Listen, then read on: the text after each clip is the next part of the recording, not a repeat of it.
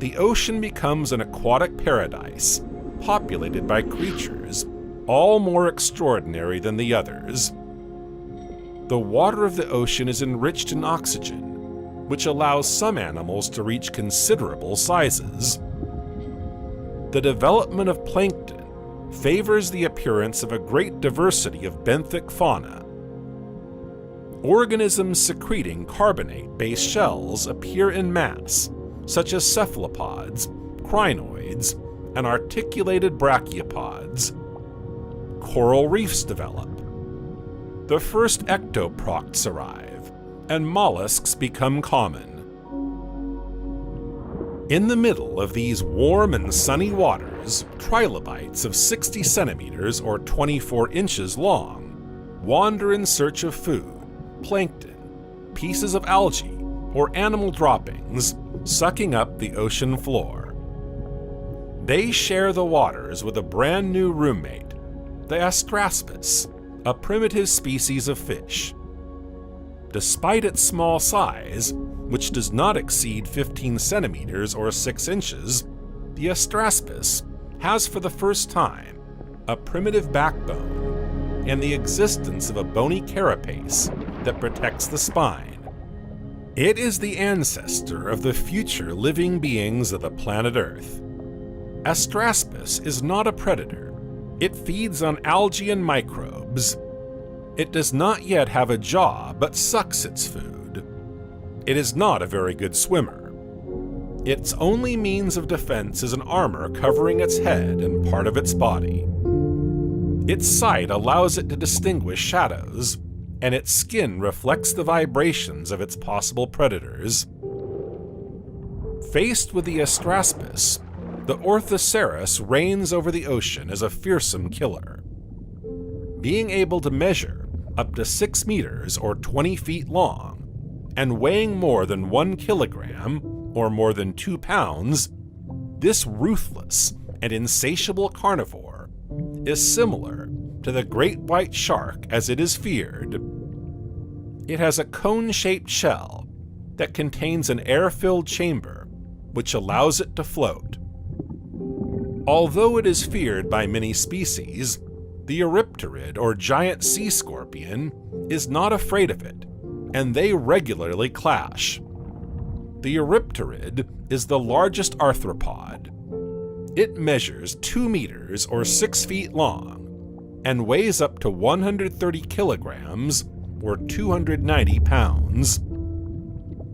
A cross between a lobster and a monstrous scorpion, it has a needle-like jointed tail. Its giant claws are sharp and allow it to crush and cut its prey. As a true predator, it feeds on invertebrates, mollusks, and primitive fish.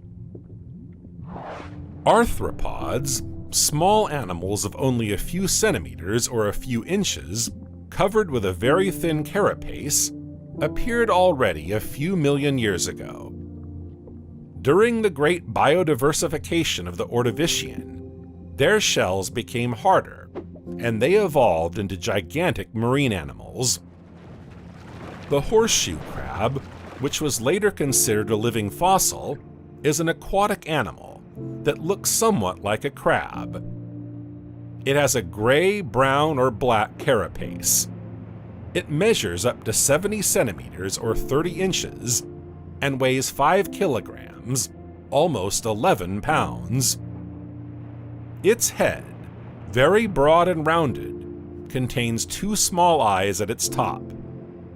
Its abdomen has 6 pairs of sharp spines and ends with a sting. With its 5 pairs of legs arranged around its mouth, it seizes food. The horseshoe crab has a particularity. It has blue blood. It is the copper contained in its blood which gives it this so particular color, whereas the blood of the vertebrates contains iron. It lives mainly on sandy or muddy bottoms of superficial oceanic waters. The horseshoe crab feeds on mollusks, small fish, worms, crustaceans.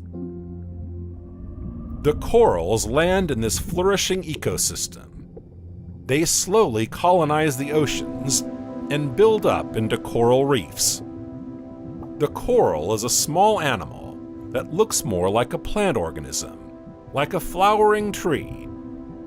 It lives attached to rocks near the surface of warm waters or at the bottom of the sea, sometimes even in cold waters. Corals make a common skeleton, which becomes the basis of a coral reef. This skeleton can be hard or soft, but in the latter case, the corals grow faster. Coral reefs are filled with a myriad of coral species that form an ecosystem. They are home to a wide variety of animal species and serve as a refuge and food supply. Coral, like all animals, breathes oxygen and emits CO2. Except for the deep-sea coral, it is in symbiosis with a microalgae that lives inside its calcareous skeleton. The algae needs light to photosynthesize and transform CO2 into oxygen. All the waste products of the algae are assimilated by the coral, so they provide 80% of their needs. The remaining 20% is plankton that the coral captures with its small tentacles. The coral reefs contribute to enrich the marine fauna of the time. This particularly interesting period for the history of life will, however, be cut short by the first great crisis and mass extinction.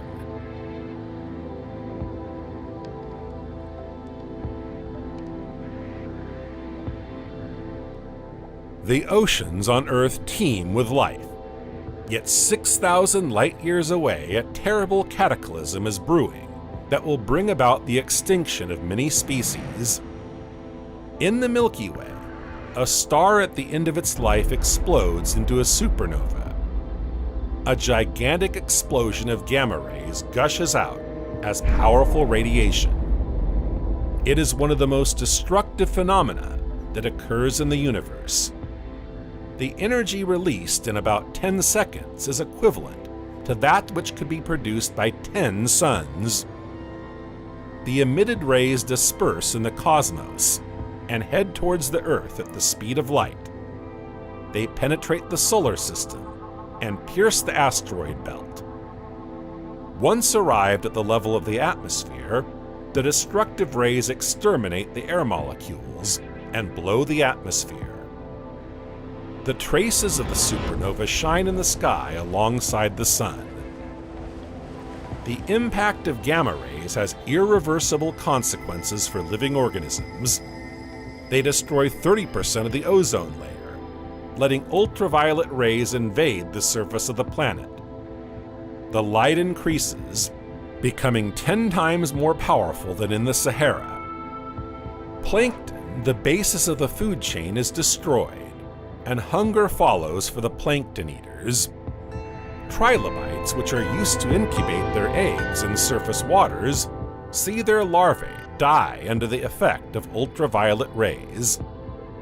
Many corals do not survive. The phenomenon extends over the entire surface of the planet. The base of the food chain being compromised, all species of animals are suffering from starvation. A few months later, a toxic atmosphere invades the planet, rich in nitrogen dioxide. A thick layer of haze obscures half of the sun's rays. There is less light and less heat. Temperatures drop to -12 degrees Celsius or 10 degrees Fahrenheit. The survival of many species is then threatened. The nautiloids laid their eggs, but the cold slows down the embryonic growth, and bacteria appear. Some of them see the day anyway, but the world that offers itself to them is chaotic.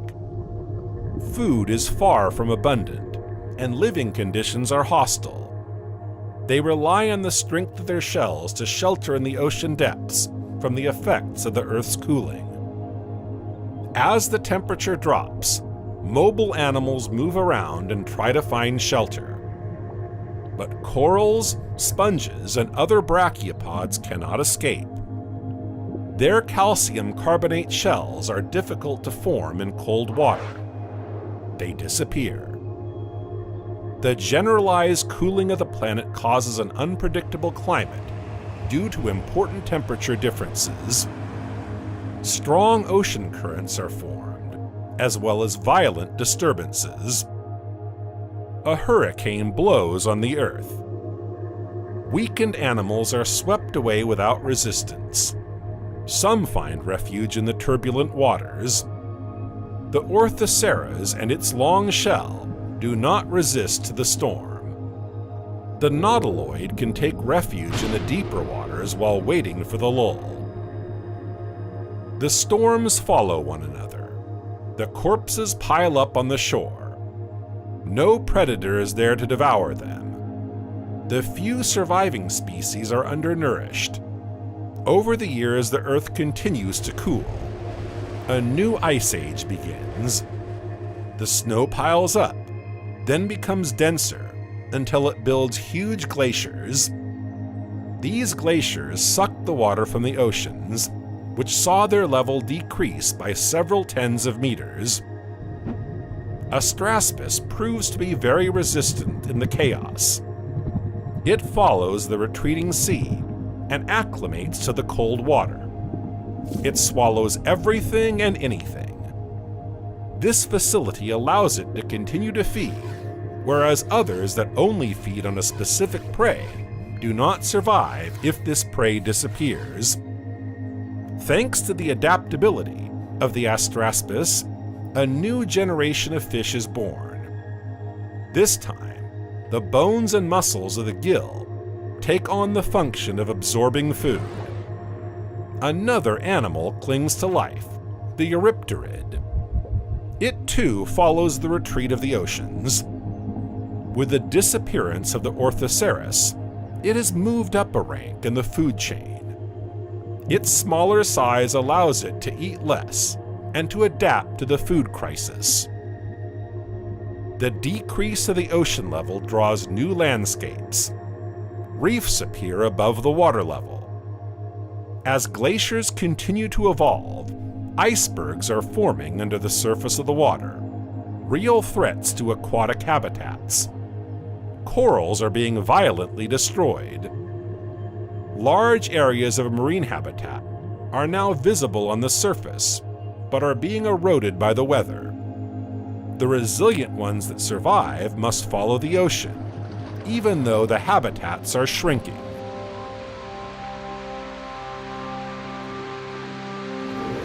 The causes of the Ordovician glaciation are not yet certain.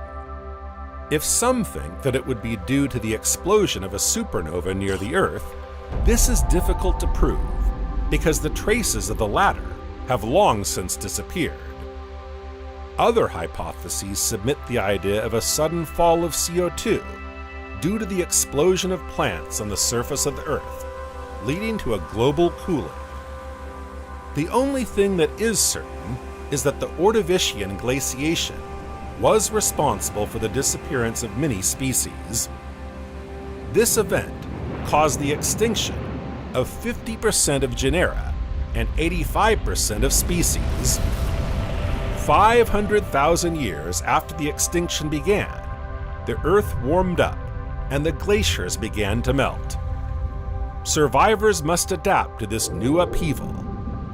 Species that are widely distributed across all continents are more likely to survive. The Orthocera, although in bad shape, is still around. It is weakened, smaller, and becomes a prey. The Eurypterid becomes a formidable predator. The roles are reversed. The Eurypterid adopts new behaviors. The accelerated drop in sea level has led to the development of lungs in some species. The Eurypterid can now drag the carcass of its prey on the shore. Another evolution is visible in fish, the appearance of jaws. The Acanthodians, scavengers cousins of the Astraspis, are no longer content to wait for the remains to come to them. they tear the flesh right off the carcass. It takes 3 million years for the Earth to calm down. The toll is heavy, but thanks to nature's astonishing form of resistance, life resumes its course. Temperatures rise again. The melting of the glaciers fills the oceans again. This rapid rise is due to the melting of water stored on the continents with a low oxygen content. The ocean is depleted, and the effects are harmful to the biosphere. At the same time, vast marine habitats are being rebuilt that welcome some known species, but also new ones. Acanthodians and Astraspis swim together and begin to venture into lakes and rivers. The Eurypterid grows to the size of a crocodile. It has no more predators. It is him who becomes the most feared. It hunts at a fast speed.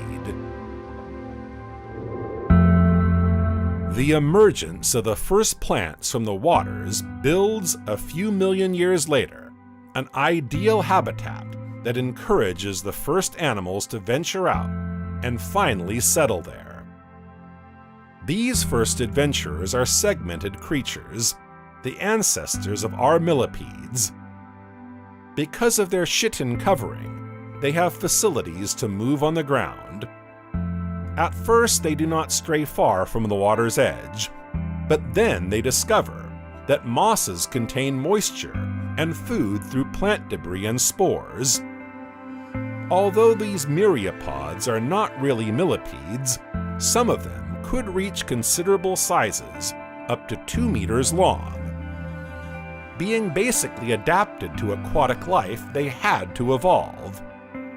They acquire an external skeleton and develop a different way of breathing.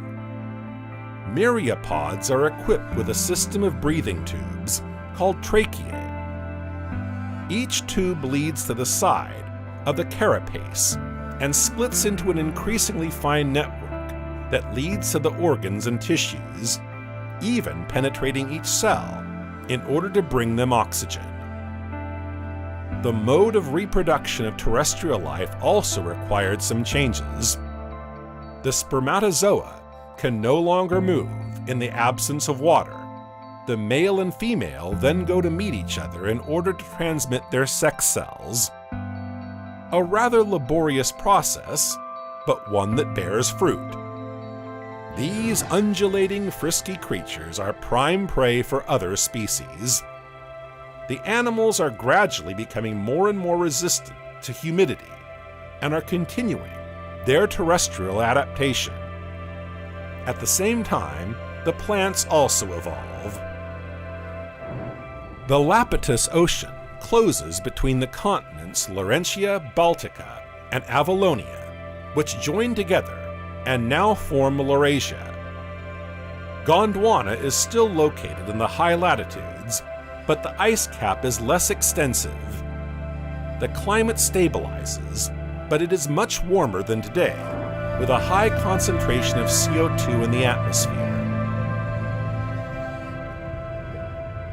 The first plants are simple organisms. They need CO2, light, and water.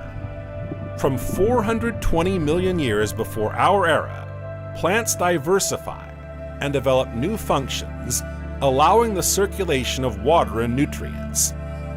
This is a decisive period for the sustainable establishment of land plants. Mosses and other primitive species do not have roots. Their vertical stems are born from horizontal stems of the same nature, the stolones, which spread on the surface of the ground. The stolones capture water. However, in some of the drier parts of the world, plants need roots to draw the water they need from the depths. 3 kinds of plants with buried structures appeared 420 million years ago: lycopods, horsetails, and ferns. Each of these new plants has stems inside, which solid vessels allow the water absorbed by the roots to circulate. They acquire rigidity that allows them to reach significant heights. Green plants depend on sunlight for the synthesis of the substances they need. This evolution of size is then a considerable asset. The smallest plants can remain in the shade and risk dying if they are deprived of light. Lycopods, horsetails, and ferns take advantage of their new vigor to grow and become trees. Lycopods and horsetails are found in swamps and reach heights of up to 30 meters or 100 feet. Some trunks measure 2 meters or 6 feet in diameter. The landscape of the land is changing, with forests being abundant and evergreen. Some species move inland from the swamps to the ferns. The latter have large leaves spread out on the ground in order to capture as much light as possible. The animals are confronted with a change in the configuration of the forests, and this puts at risk certain species which had before access to a large variety of leaves and spores on the ground. Their food sources are now elevated towards the sky. The trunks block out a large part of the light, and the forest floor is depleted of vegetation. Some spaces even remain completely bare. This is how some polypod animals start to climb trees. Cooksonia are the first known plants with vascularized tissues. These plants are small, not exceeding 8 centimeters or 3 inches. They have a stem without leaves, flowers, or roots. Each branch ends in a sporangium, a rounded structure that contains spores. The Cooksonia are attached to the ground with thin ridges. The warm climate is also conducive to the appearance of Rhiniopsida, a vascular plant. It presents axes with ramifications and does not have roots but filaments. It sinks in the substrate, and its aerial axis rise and divide each time in 2 identical axes. Its conductive vessels are grouped in the center and covered with a bark, then with an epidermis with a cuticle and stomata. The aerial axes contain the sporangia filled with spores.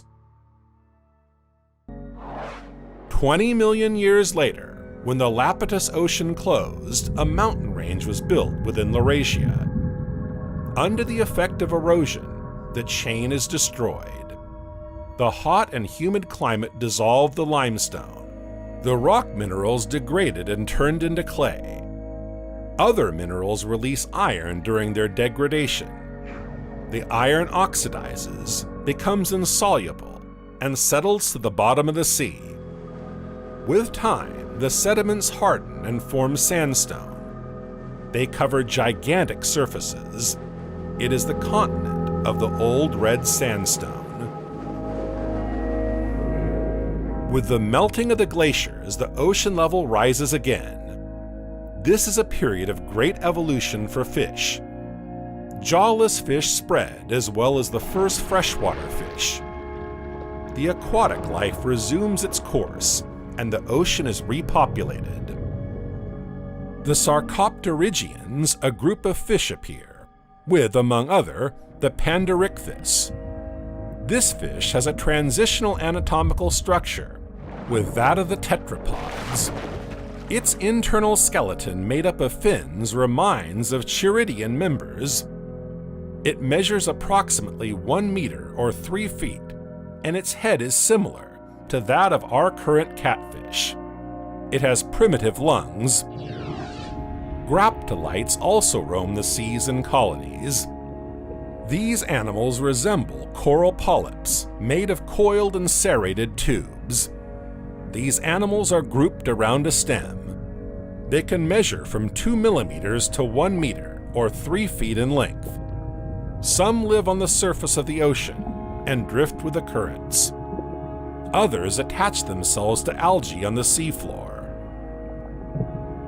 A new fish appeared 375 million years ago, a link in the chain between fish and tetrapods, the Tiktaalik.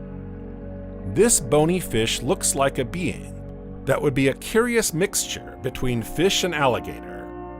It has scales and fins with rays like all bony fish, but its rather massive pectoral fins resemble the limbs of the first tetrapods.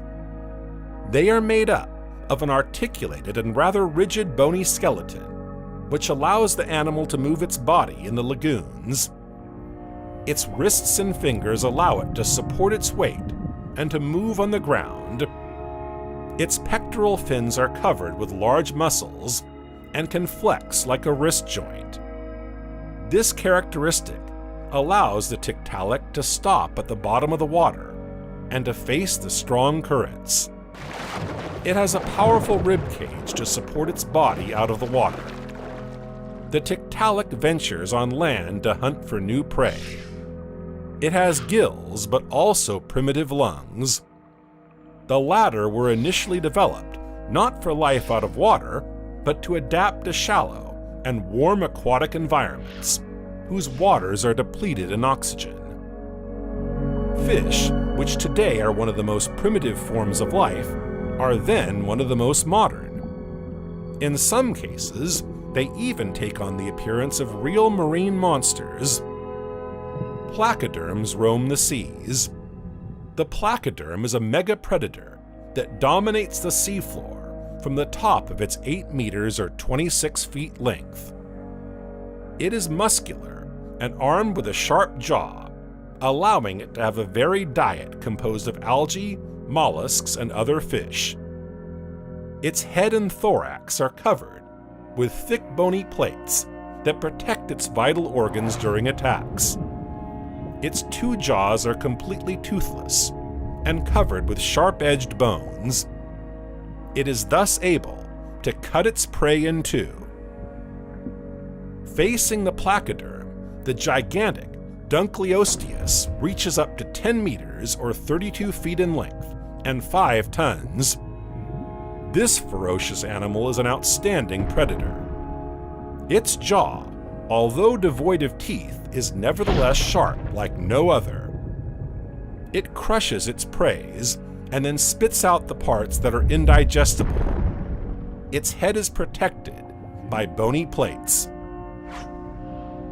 The Eusthenopteron is an agile predator which has the particularity to have fins conceived like human members. Its endoskeleton comprises, in the anterior fins, a humerus, an ulna, and a radius distinct, and in the pelvic fin a femur, a tibia, and a fibula. 372 million years ago, the Earth is calm. It is good to live. A warm and humid climate prevails, vegetation abounds, and life proliferates and evolves. Large ferns and trees shape the landscape. Tiny insects inhabit these primitive forests. In the ocean, life in many different forms swarms. The coral reefs extend, and the seabed is a veritable underwater city in which inhabitants have found refuge. Sponges, trilobites, corals, insects, nautiloids remain. Fish are then one of the most advanced species.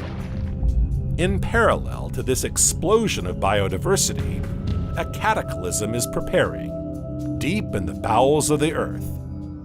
For even if the planet's surface remains calm, its heart is boiling. A gigantic plume pierces the ocean floor.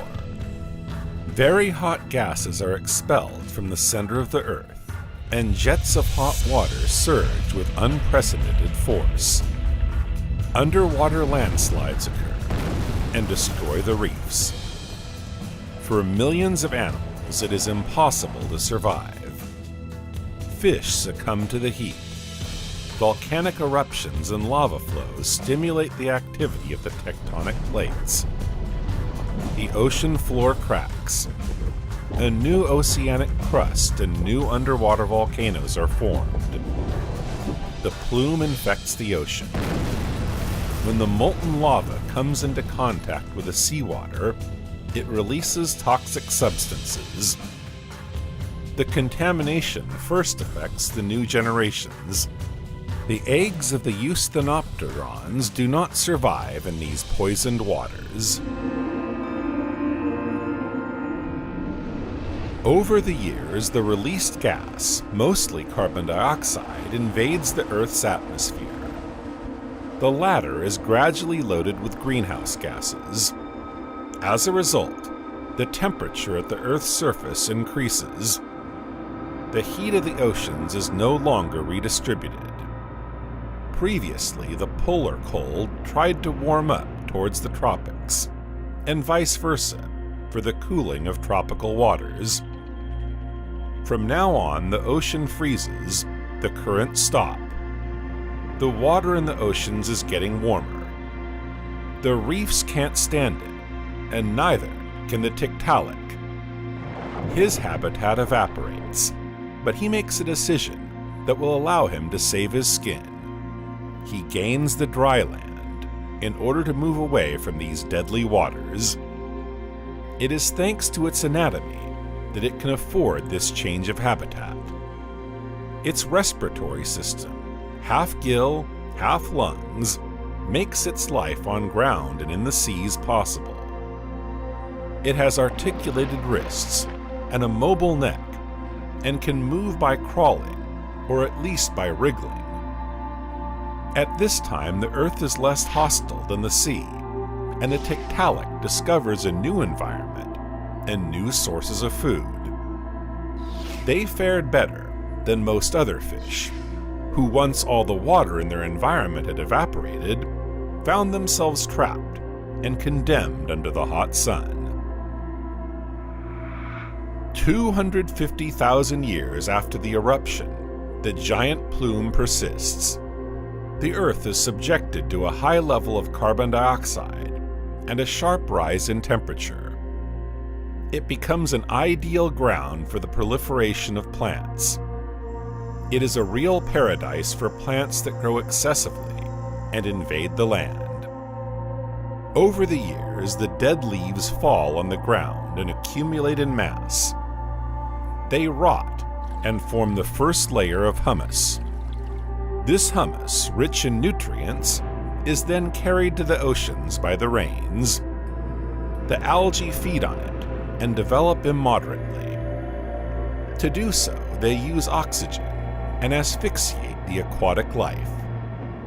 The seas become saturated with plants, and the abundant kingdom of animals that remained is dying.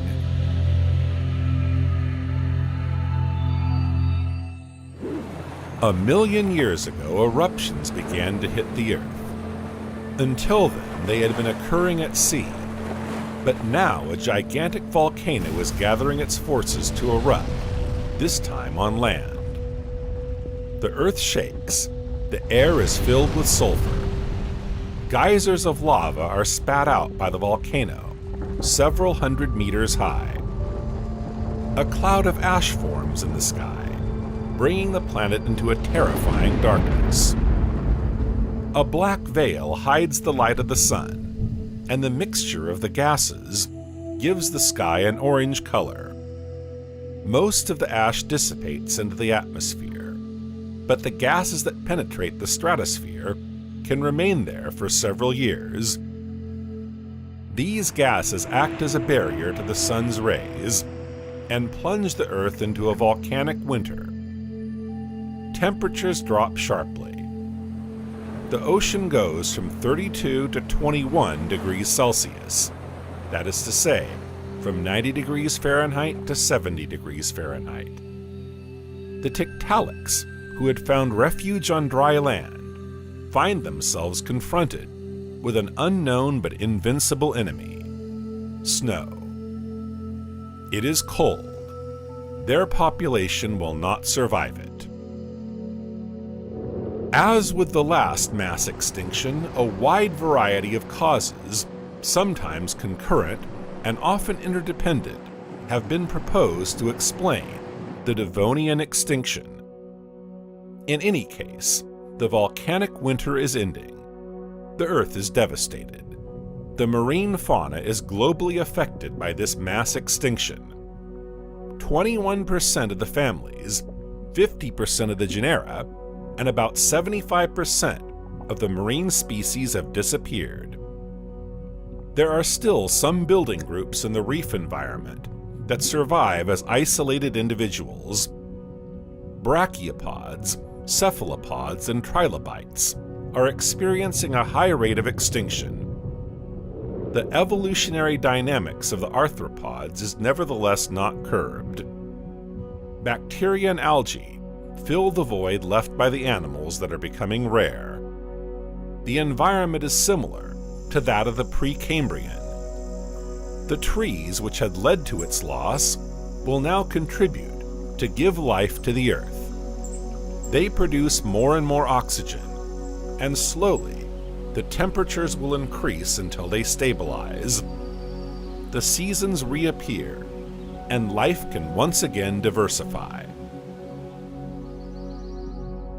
Panderichthys began a transition to legged evolution a few million years ago. They have curious fins. Fish fins are normally made of spiny rays, which are either rigid or soft and flexible. In both cases, they are exoskeletal pieces that support the non-muscular skin fold of the fin.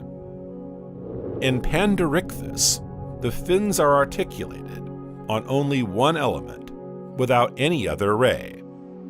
They leave a glimpse of humerus, a radius, and an ulna, then end with a flexible veil covered with scales. It is this famous veil that today gives way to a new structure, the fingers. These fingers would be an abnormal embryonic development of the end of the fins. Usually, the end of the fish embryos forms an apical ridge, which generates the growth of the bony rays of the fin. Once all the rays are formed, the ridge peels off, which stops the formation of new bony structures on the fin and ends in a veil. In the first tetrapods, this famous ridge did not come off, and the bone structure continued on its way, giving shape to the arm, forearm, wrist, and then the phalanges. This is how new forms of aquatic animals appeared: tetrapods equipped with functional gills, covered with scales, feeding on fish, and endowed with limbs with fingers. Initially, this evolution is certainly not an adaptation to terrestrial life, but rather to the muddy environment and cluttered with branches and roots of trees. These very rudimentary legs are similar to a kind of paddle. They are rigid, not very functional, and are not at all adapted to support massive fish. A few million years later, the sea level continues to drop, and the land surface becomes larger and larger. Bodies of water become isolated from each other. Tetrapods are better equipped to live in this new environment. Now equipped with gills and lungs, they are able to move from one water body to another. The Ichthyostega is one of the first vertebrates to have 4 legs. It is a descendant of the long-extinct Tiktaalik. The Ichthyostega lives near rivers, lakes, and marshes. It is forced to go on land to look for food, which explains why its future generations will be more terrestrial than aquatic. Thanks to its long pointed teeth, it feeds on fish, insects, but also small terrestrial animals. It can reach up to 2 meters or 6 feet in length, and 20 centimeters or 8 inches in height. Its skull resembles that of primitive fish, with small eyes located on its dorsal side, which gives it a very good field of vision. Its body is covered with scales, and it has a very strong spine, due to the adaptation to terrestrial life. Although it has some kind of legs, it is rather at ease in the aquatic environment, since its 7 fingers are connected by a membrane. But it is an easy prey for other predators with which it must compete for food, which explains its big step for the dry land. Alongside Ichthyostega, Acanthostega evolves between terrestrial and aquatic environment. With a length of 60 centimeters or 23 inches, it has 8 fingers on each hand. Its stiff-jointed limbs prevent it from bending properly and do not allow it to lift its weight on land. They are more efficient for swimming. It will need further development to be completely comfortable out of the water. It breathes thanks to its lungs and reproduces in water. It has a lateral line that allows it to detect vibrations. 360 million years ago, the Earth is enjoying a relative lull. The average temperature on its surface is 20 degrees Celsius, or 68 degrees Fahrenheit. It is warm and humid in the lower latitudes, although the southern part of Gondwana is covered with ice. Forests and swamps abound, and lush vegetation flourishes. As the plant matter decays, it turns into the black or dark brown sedimentary rock, known as coal.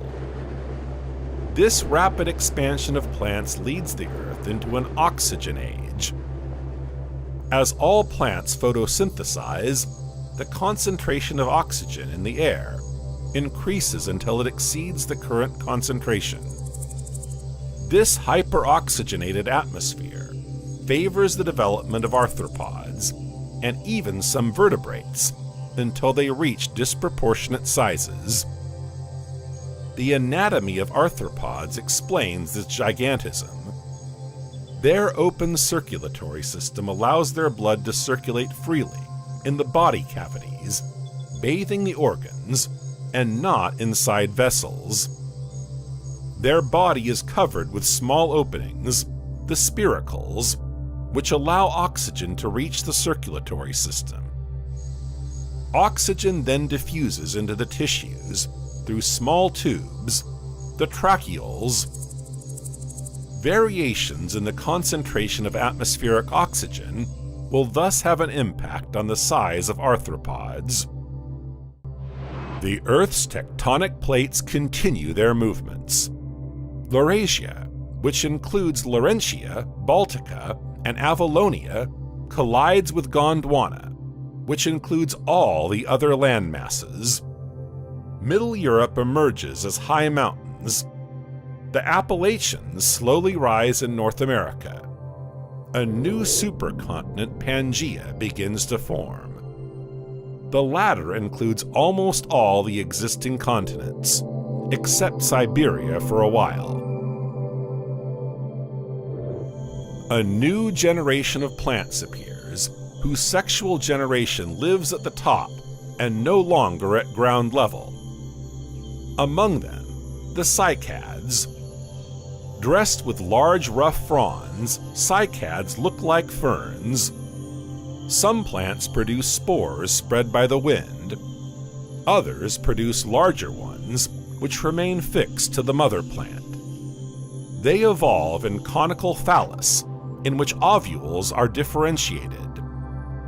When a spore is carried by the wind in the phallus, it germinates and forms a long tube, which digs its way in the female cone. Once completed, a sperm is produced, looking like a majestic sphere that can be seen with the naked eye. It slides down the tube, fuses with the egg, and fertilization takes place. In this time, other plants appear. The conifers with pines, cedars, larches, and firs. The conifers protect their trunks from external attacks by secreting resin. It is fluid and flows from a notch. It is composed of turpentine, and once the turpentine has evaporated, it freezes. The resin then takes on the appearance of a gum, which closes the wound and traps the insects that touch it. The appearance of the amniotic egg is a real revolution in the evolution of species. This egg is that of birds, reptiles, and monotremes.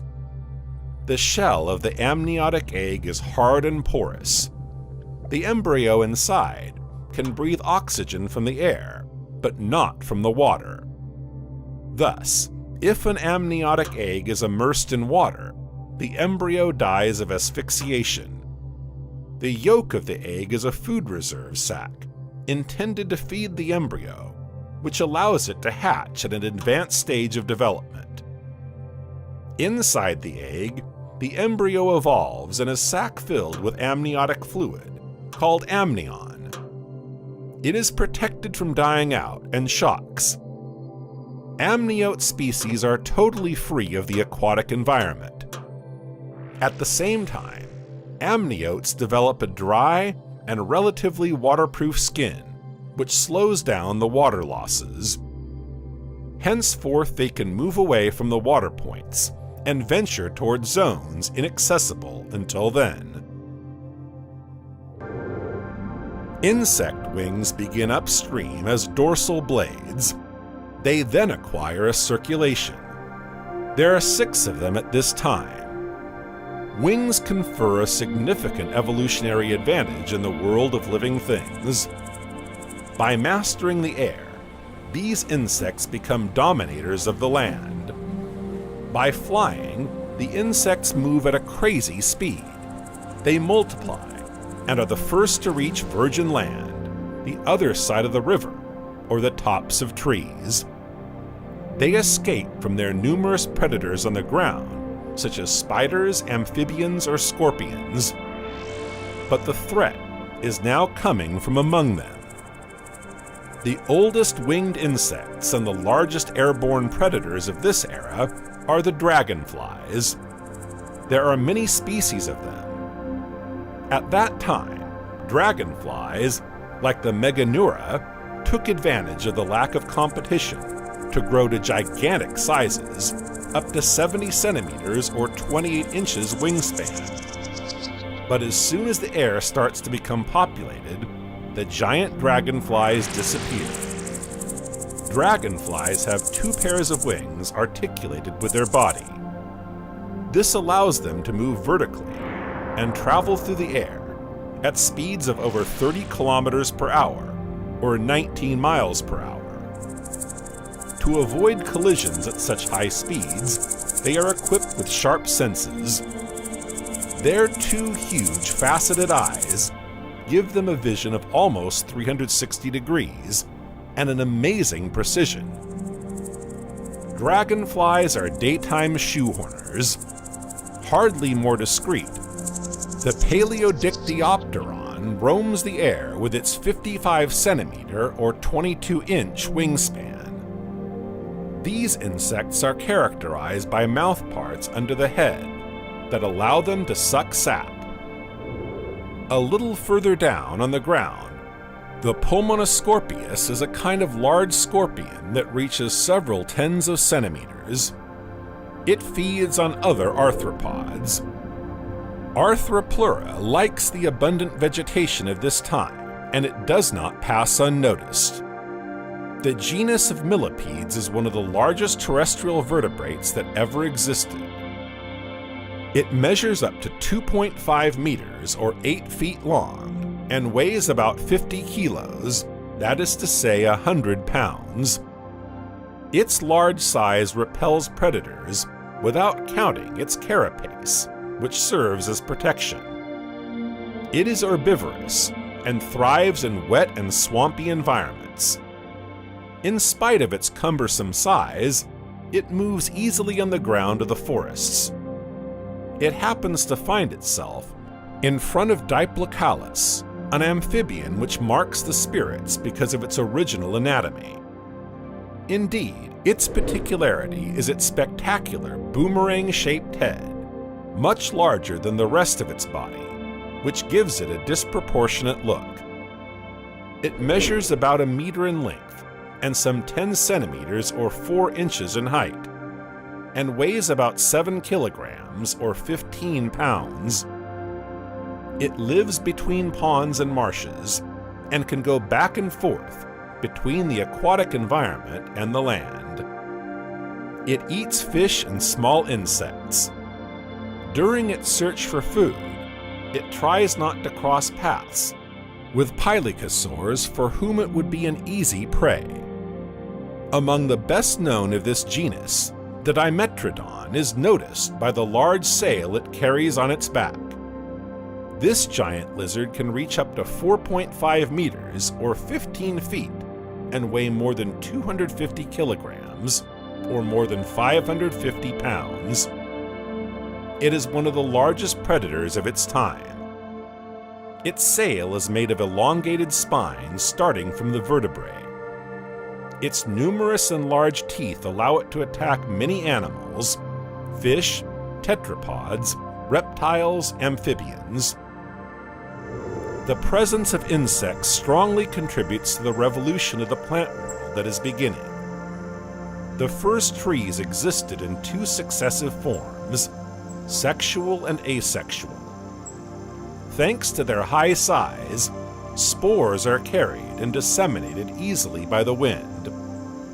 For the sexual cells, the meeting is ensured in the water by the male cells, imposing them to maintain themselves close to the ground. For ferns, horsetails, and lycopods, this mode of reproduction is not a problem. The spores develop into small shoots, the thallus. Once fertilized, they evolve into small plants that will carry the spores. But the thallus on the ground is vulnerable. It attracts animals and dies if it is dried out. In addition to the wind, flying insects help to disperse the spores by moving from tree to tree. The continental block Siberia joins the already welded block of Laurasia and Gondwana. Pangea is now complete. This last collision raises the Ural, a mountain range. The superocean Panthalassa, ancestor of the Pacific Ocean, surrounds Pangea. It takes a C shape with the equator for center and is barred by the Hercynian chain. The ocean that forms in the hollow of the crescent is the Tethys Ocean. The formation of such a supercontinent has repercussions on life. On the continent, the distance to the lands of the center of Pangea compared to the ocean causes a strong decrease in precipitation. Huge deserts are formed in these regions.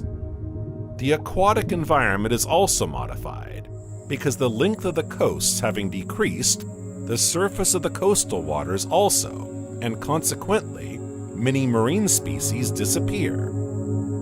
Pangea remains a cradle of life, lined with forests, fresh springs, and creatures stranger than the others that are found everywhere.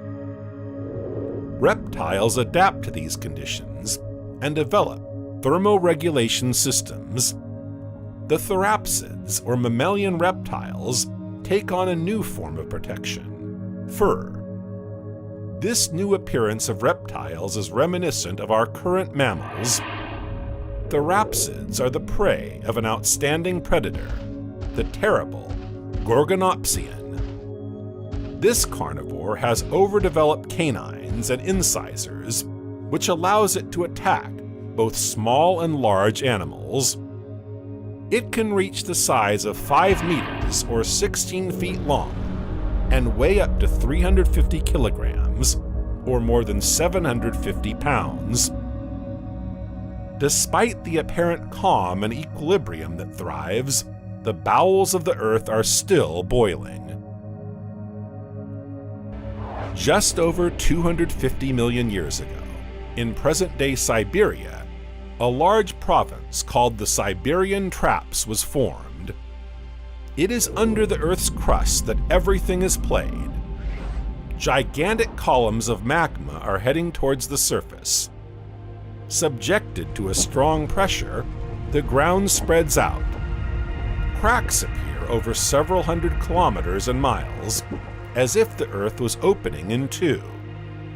Streams of lava flow out of it. volcanoes eject astronomical quantities of molten rock. In no time, the region is like a huge inferno. The tremors resound on all the surrounding lands. The animals present in the vicinity are immediately burned. The lava flows spread very quickly, and this is only the beginning. The eruption of the Siberian Traps does not stop. That is what distinguishes it from the usual eruptions. It pours its flow of lava for 1 million years. The Earth being at that time formed of a single continent, the ocean of liquid rock spreads everywhere.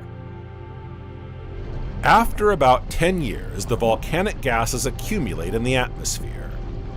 Gigatons of carbon dioxide and sulfur are volatilized, with dramatic consequences for the climate. The carbon dioxide captures heat, and the sulfur obstructs the passage of sunlight. Episodes of cooling and warming follow one another, making life very difficult. Oxygen levels in the air drop, and animals struggle to breathe. Some of them show amazing resilience. Smaller animals are more successful in finding refuge, and those living in communities combine their strength to survive the nightmare.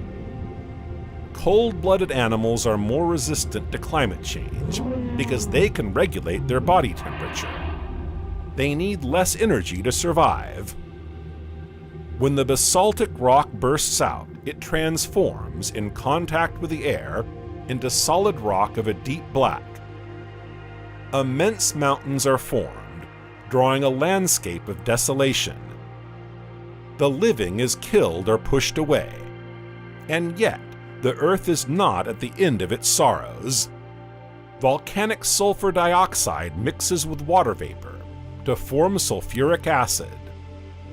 Torrents of acid rain are now falling on the planet. The trees are ravaged, and the vegetation is decimated. Shelter is now scarce for the survivors. The warming phases of the planet cause a cascade effect of warming of the oceans. The aquatic environment suffers from a lack of oxygen and threatens the marine species. The methane hydrates present at the bottom of the oceans are maintained in a solid state thanks to the pressure and low temperatures. Under the effect of global warming, these methane hydrates are in their gaseous state and methane is released. This greenhouse gas is 21 times more powerful than carbon dioxide. Vegetation, which usually regulates the proportion of greenhouse gases in the atmosphere, is absent. The warming accelerates considerably. The flora is dying out, suffocated under this immeasurable heat. The base of the food chain is threatened, and famine sets in. The herbivores are the first to be threatened, followed by the species that fed on these same herbivores. In all Pangea, the vegetation disappeared. Life is close to total extinction. Heavy rains carry the dead plants to the ocean. The ocean fills with waste that rots because of the heat. Air and water no longer circulate. The majority of the ecosystems that predominate in the aquatic environment are threatened. Bacteria subsist in this gigantic landfill and produce hydrogen sulfide, a toxic gas when released in large doses into the atmosphere. It is carried all over the surface of the planet by the winds and causes the death of a great number of animals. The Earth has entered a vicious cycle that is killing slowly. 150,000 years after the Siberian Traps eruption began, the lava flow reaches a depth of 1,600 meters, or more than 5,200 feet deep. The lucky few who survive adapt, and new generations appear. It is not until 500,000 years after the eruption began that it began to subside.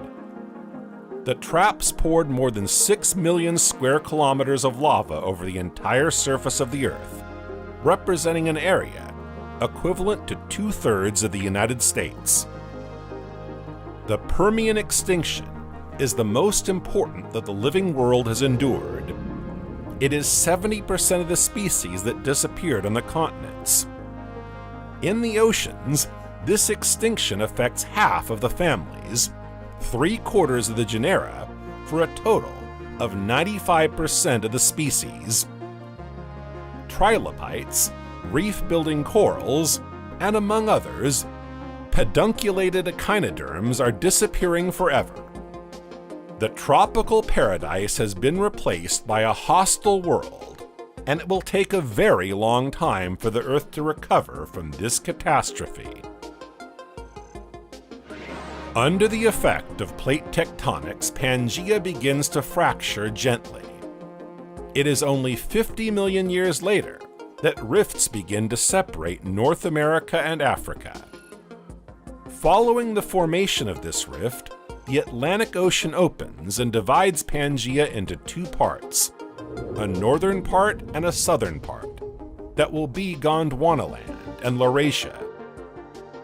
The passage of the ocean near the parts that were previously the center of Pangea humidifies this environment that remained dry and arid until then. From now on, several continental masses are in place, and the oceanic currents are favored. Interactions between terrestrial and aquatic environments increase, and new ecological niches appear. Species are diversifying. Climate change also plays a significant role in the diversification of plants.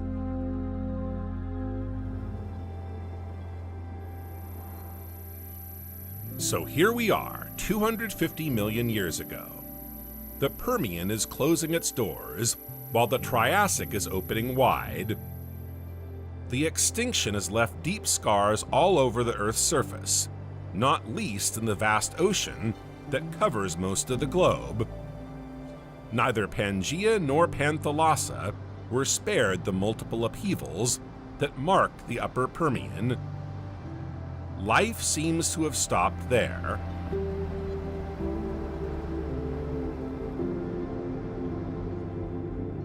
After a few million years, however, the vegetation cover helped animals to repopulate the land. First of all, the few survivors of the Great Extinction were given free rein to conquer large territories on this vast land, which seems virtually untouched by ecosystems.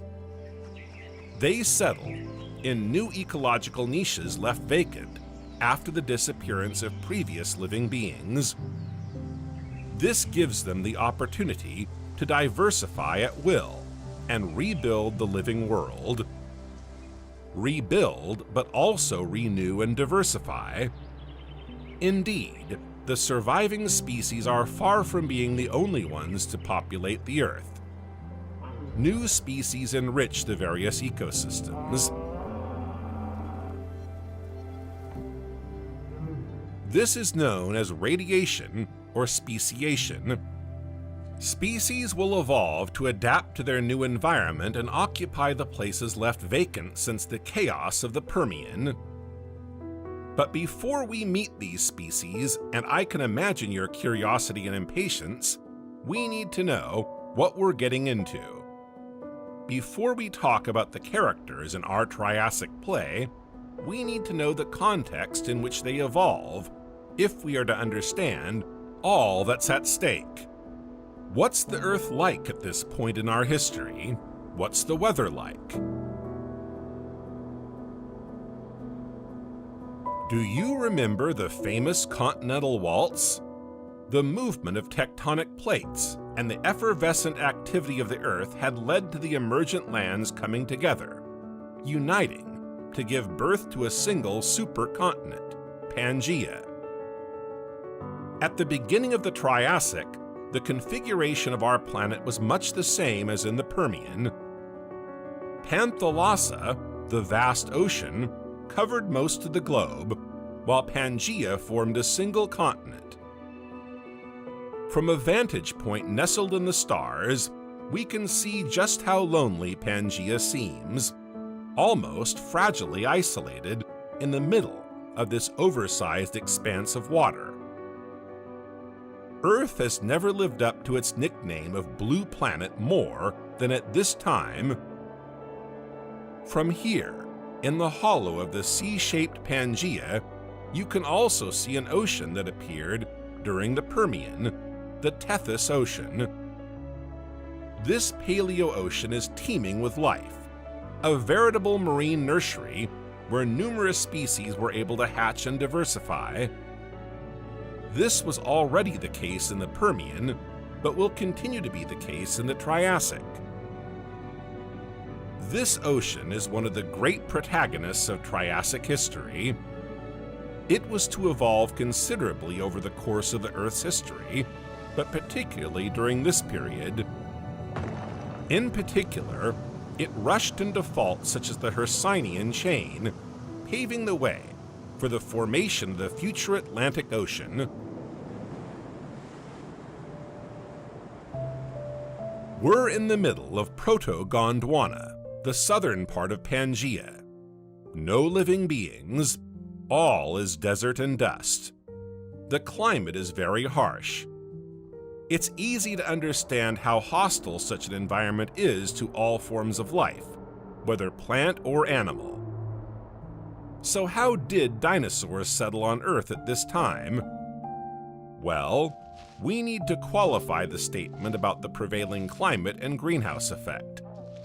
It would be a mistake to claim that the entire continent, except for the coasts, was arid and dry, even if it is true that many areas were very dry. While large parts of the continent are arid and do not benefit from the humidity of the air, there is one place on Pangea that is quite different from the rest. To get a better idea, let's leave the Proto-Gondwana lands and head for the Triassic roof of the world, the Hercynian chain.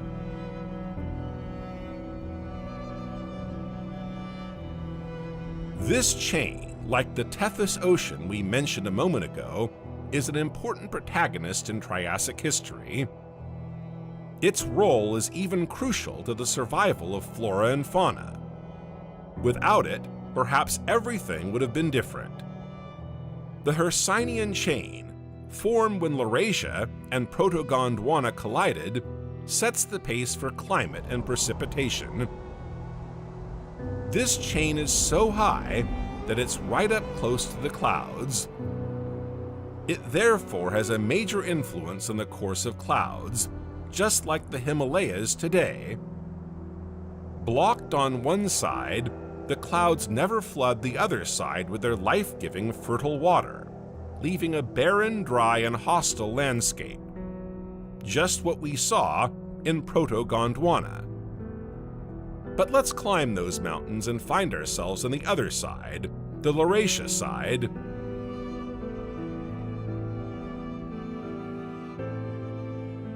This time things look very different. There's plenty of humidity. Despite a climate that's as hot as ever, there's plenty of water and much greater humidity in the air. This humidity favors the development of vegetation and allows different species to occupy varied ecological niches. On this side of the mountain, life is therefore entirely possible, and even flourishing once the biological shock of the late Permian has passed, many years later. In short, on one side we find a warm, humid climate, on the other a hot, terribly dry one. As a result, a large proportion of terrestrial animals settled on the land, benefiting from the humidity.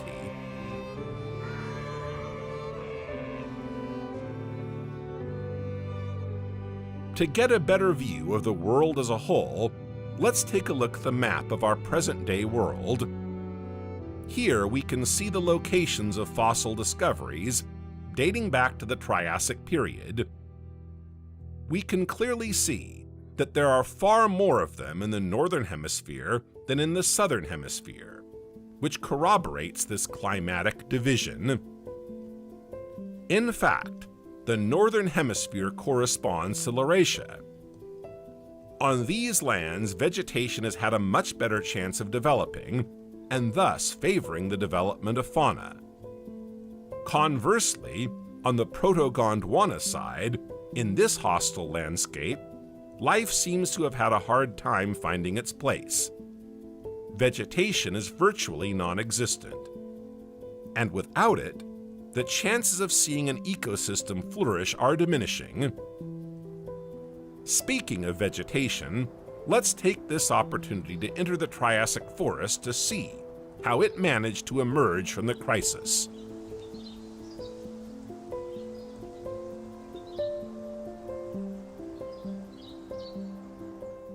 By the end of the Permian, we could see that alongside spore-bearing plants, new plants had emerged. Reproduction by sporangia was not always possible, depending on the environment and climate. To meet new needs, seed plants had to enter the scene. After a timid appearance in the Permian, these plants developed more widely in the Triassic. Despite this, vegetation got off to a rather rocky start in the Triassic. The Permian extinction did not spare them. Sigillaria, lepidodendrons, Picopterus ferns, and the famous Glossopteris were devastated and disappeared forever from the terrestrial plant cover. However, while flora was affected by the Permian extinction, it was less so than the animal world, whether marine or terrestrial. As a result, plants were able to develop and grow more rapidly. Little by little, the formation of a shelter and nutritional resource for fauna seems to be taking shape. After just a few thousand years, we can say that vegetation is once again flourishing on Earth, offering a protective cocoon for any form of life wishing to settle there. In the northern hemisphere, conifers are gradually taking over the territory. We can see, for example, species of the genus Voltsia. This plant must have been quite similar to some of today's conifers, notably cypress or the Araucaria genus. However, it was never taller than a shrub. Initially bordering the coastline before growing a little further into the heart of the continent, these shrubs undoubtedly enabled some species to survive this transitional period after the Permo-Triassic crisis. They were also able to create mangroves in certain parts of the coastline, providing a less arid climate more conducive to the growth of rich, diverse ecosystems. Now that we're standing at the foot of these Voltsias at the mouth of this river, why not continue our investigations and discover what the oceanic universe has to teach us?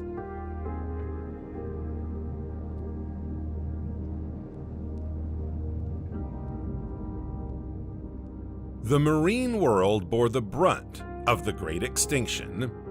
Scientists estimate that nearly 95% of marine species have disappeared.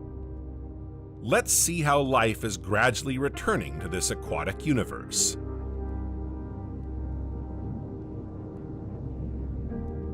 So here we are in the middle of the Tethys. The water's great, isn't it? The temperature is ideal for taking a dip and immersing ourselves a little deeper. Things have changed in the ocean since the blessed days of the Permian. The landscape, first ravaged by extinction, has once again seen a flourishing and rich aquatic life. But not all species have made it this far. The Paleozoic was the golden age of trilobites. Proliferating in abundance in all the world's oceans, they gradually declined, disappearing completely at the end of the Permian. After the Permo-Triassic crisis, coral reefs also struggled to recover. Hexacoralliar corals, i.e. modern corals, took advantage of this vacancy to the benefit of tetracoralliar corals.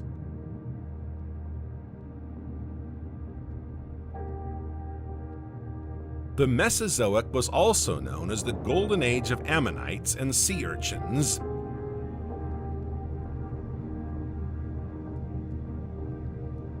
Ammonites are considered stratigraphic markers.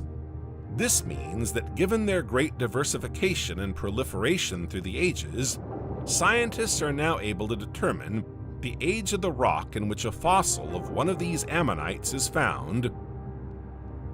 Nicknamed sea hedgehogs, sea urchins now populate shallow seas alongside starfish. In the rest of the water column, life is equally varied.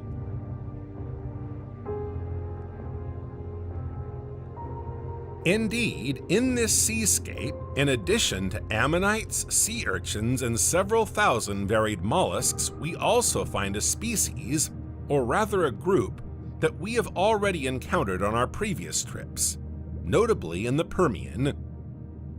These are the chondrichthyans, distant cousins of sharks. These primitive sharks, if we can put it that way, gradually become the kings of the oceans during the Paleozoic. Chondrichthyans are divided into two subclasses: the elasmobranch subclass, to which rays and sharks belong, and the holocephalon subclass, to which chimeras belong.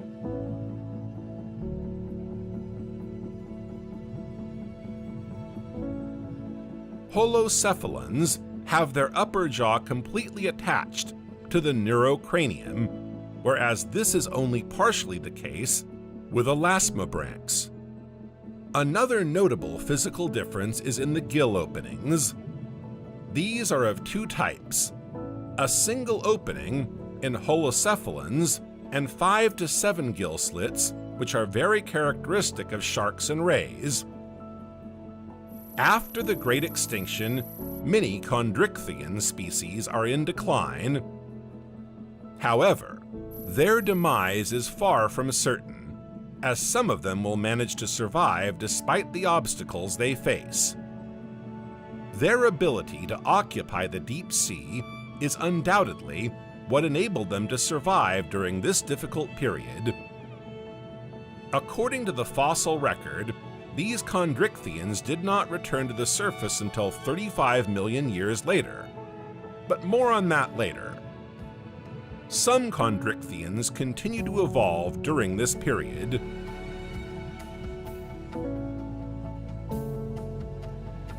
Xenocanths can be found in this aquatic world.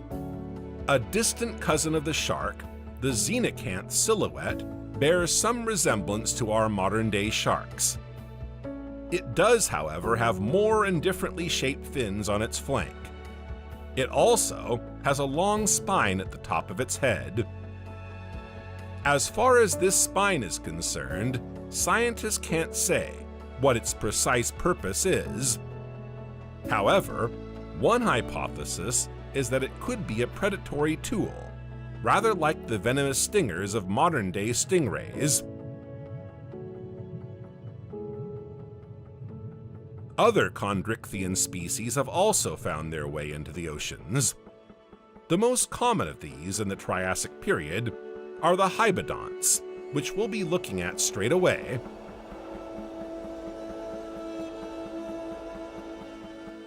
These evolved considerably over the period.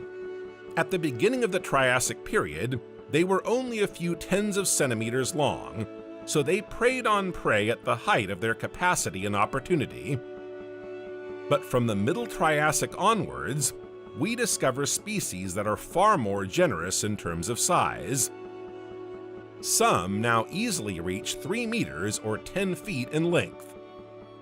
As you'd expect, their prey has changed too, and they've adapted to a completely different environment. At first, they tended to prefer freshwater, but little by little they've acclimatized to the salty waters of the coast. As their prey became much larger, their dentition evolved. In Hypodus, we can observe teeth cut to tear. They are perfectly sharp and razor sharp.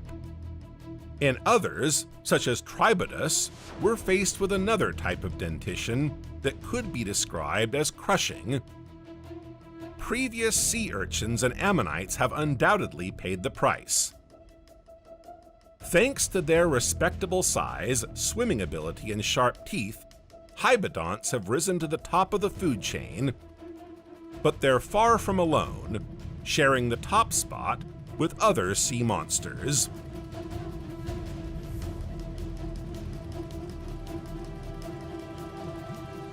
The warm, shallow waters of the Tethys offer an extraordinarily rich marine world. As we have already seen, some species have acclimatized quite well to their new world, but they are far from alone. Other species have even benefited from one of the greatest radiations, so to speak, of the entire Mesozoic. These are marine reptiles.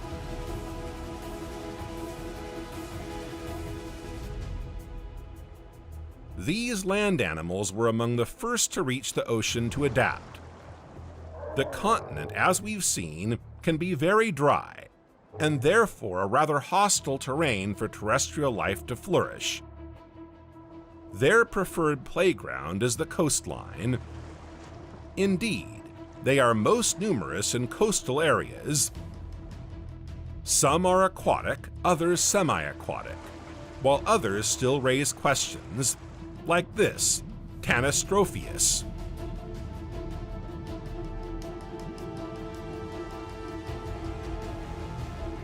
Its name means long vertebrae.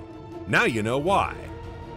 This Mesozoic phenomenon was first discovered over 150 years ago in Germany.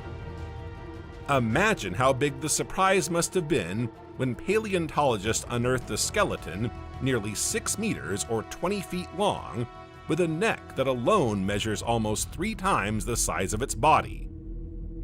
Conversely, it has a small head and a modest tail.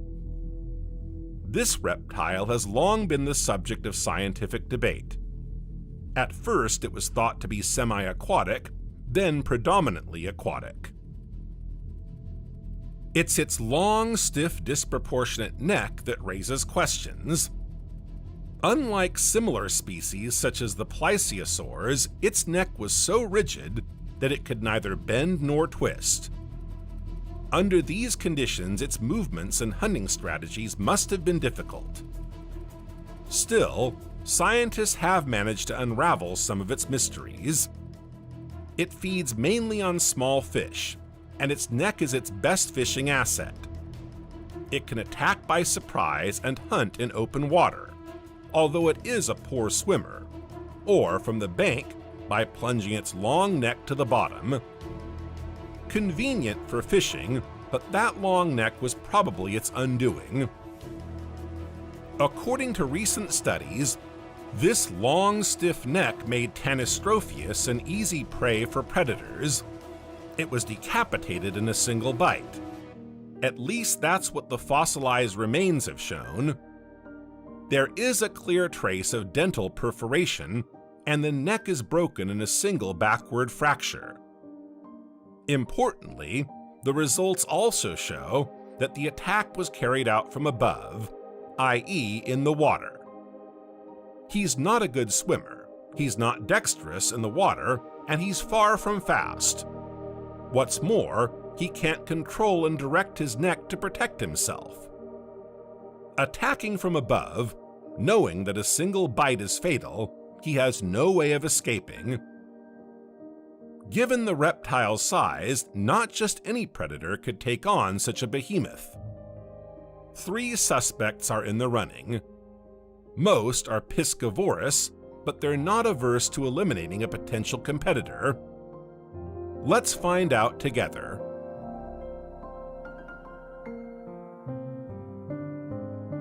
The first is undoubtedly the Nothosaurus giganteus. It measured almost 7 meters or 23 feet in length. It belongs to the diapsids. After a timid attempt in the Permian, diapsids invaded the marine environment, and Nothosaurus was one of the most important of them. With their short, webbed feet, Nothosaurians lived like today's seals, returning to land to rest and lay eggs. Their elongated necks ended in flattened heads. The jaws bristling with long, sharp teeth leave no doubt as to the animal's diet. Contrary to popular belief, they are not exclusively aquatic. Indeed, to lay eggs, for example, it undoubtedly travels to the coast. The Nothosaurus family is probably the most speciated marine reptile of the Triassic period. During this period, almost a third of all species belong to this group. Let's take a look at Cymbospondylus. It belongs to the ichthyosaur group. Ichthyosaurs were quite numerous in the lower Triassic, but this group declined somewhat in the middle Triassic. They were confined to the coastline and were rather modest in size, their diet being limited to animals with shells. Cymbospondylus, on the other hand, is better adapted to the open sea and moves easily away from the coast, so it's easier for them to get by.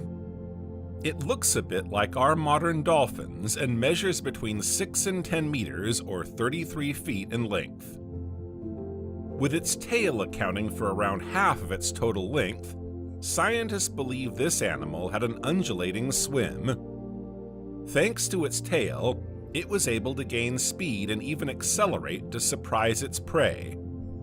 It hunted mainly schools of fish, but perhaps he's not entirely innocent when it comes to the Tanystropheus attack. Finally, there's Helveticosaurus, another marine reptile from the Triassic period. With its long, flexible tail, it too had to swim sideways. It is, however, a little smaller than our previous reptile, measuring around 2 meters or 7 feet. Even so, it's still pretty formidable. While many of the reptiles we encountered have rather elongated, narrow skulls, this one has a robust, wider one. Its rather broad, powerful neck and sharp jaw made it a great marine predator. Its long, curved, conical teeth took on its victims with disconcerting ease. Perhaps our Tanystropheus had the unfortunate experience. These 3 great marine reptiles are far from the only ones to roam the seas. In fact, this is why chondrichthyans have gradually lost their place in the ocean, although they have not disappeared.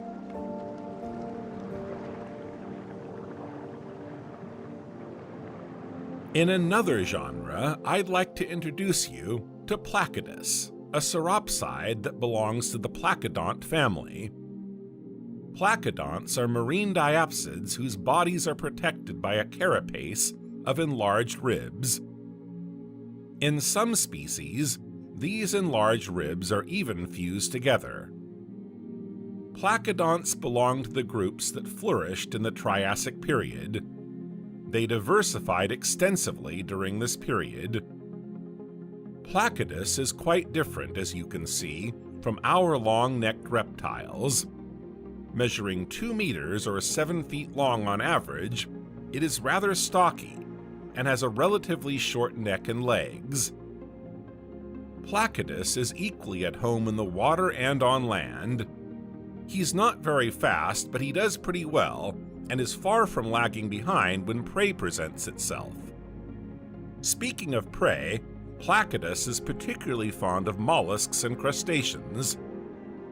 Its teeth are devilishly efficient, a veritable shell crusher. In fact, its large cobblestone-shaped teeth crush the shellfish it plucks from the seabed or rocks, thanks to the flattened teeth at the front of its jaws. Nothing can resist it. Now let's take a look at another marine reptile. You can't leave the ocean without admiring the famous Plesiosaurus, undoubtedly one of the most emblematic reptiles of the Triassic period.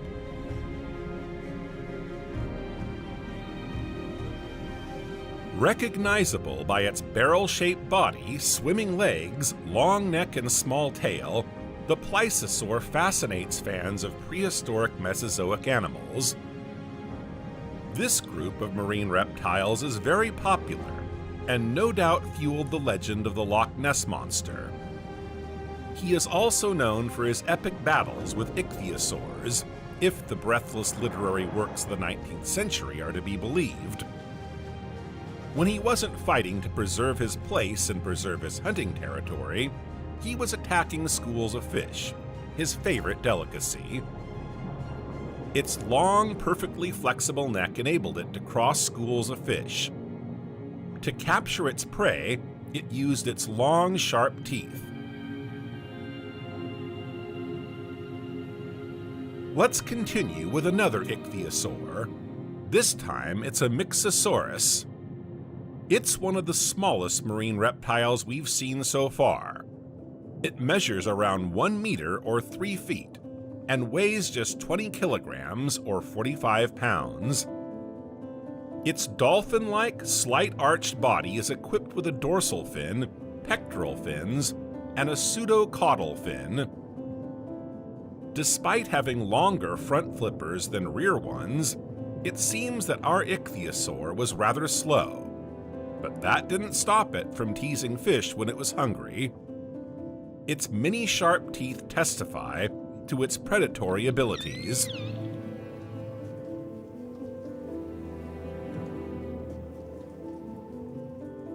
Myxosaurus has much in common with other ichthyosaurs. First of all, they are all reptiles that have returned to the aquatic environment and no longer have any connection with dry land. In fact, they give birth to their young in the open sea. Secondly, they too had to come to the surface to breathe. And yes, contrary to popular belief, they do have lungs, not gills. So here's what we can say about marine reptiles. As we have seen here, a far from exhaustive list of the members of this group. As well as being very diverse, they are also very present, especially in the Tethys, but also very numerous. Their sheer numbers and tremendous radiation no doubt have their origins in the rising waters of the Triassic period. As we saw earlier, the Hercynian chain occupies a strategic position on the continent of Pangea. But there's a small detail that we haven't mentioned yet, but which is of major importance here. On the western flank, a rift was created between the mountain range and the Tethys. Since then, the Earth's activity and the movement of tectonic plates have caused this fault to widen more and more. Water infiltrates and gradually covers part of the land along the fault. As the water advances, the fault will eventually fracture completely, splitting the continent in two, with the opening of the North Atlantic Ocean. But let's get back to our subject, marine reptiles. This rise in water level is beneficial to them. They are taking advantage of the windfall and expanding their territory. They fill in the gap and settle along the coastline. Food is plentiful, and there are no real predators competing with them. All the lights are on to occupy new ecological niches. They thrive, but they also evolve rapidly. This is why this extraordinary group of animals is said to be undergoing a major radiation phenomenon. If there are so many predators, it's because prey are also present. The fish we're about to see are undoubtedly part of the menu of one of these reptiles.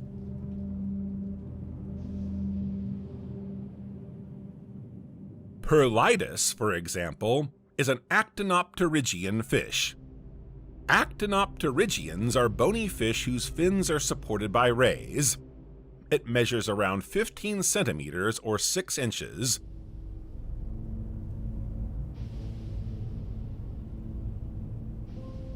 Alongside Perlitus, another actinopterygian fish can be found in the water column, Ababa satrania.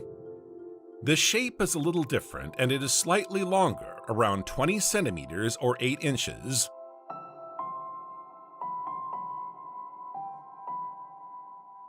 These fish are found alongside another kind of aquatic animal. Encrinus is in fact a crinoid. Crinoids are echinoderms such as the sea star or sea urchin. Without leaving the aquatic world altogether, but swapping the marine world for banks and marshes, we can also encounter large amphibians, just as fearsome and feared as our previous marine reptiles within their own ecosystem.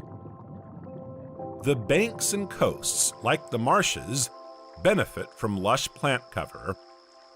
They therefore abound in insects and small prey of all kinds that can satisfy the appetite of our amphibians.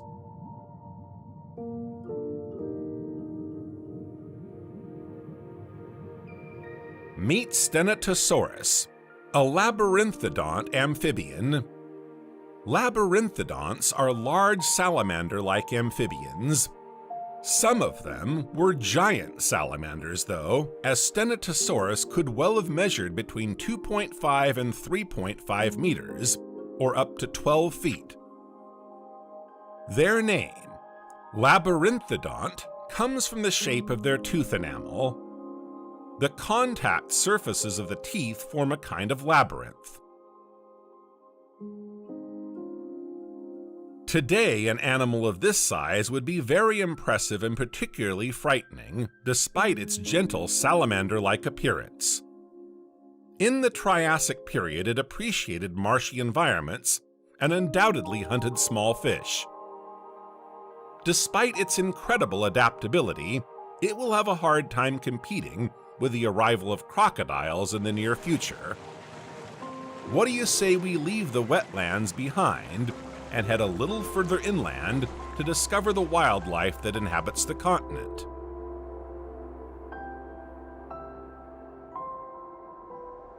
As we mentioned in the introduction, for Triassic fauna, the first act of the period was rather difficult to get through.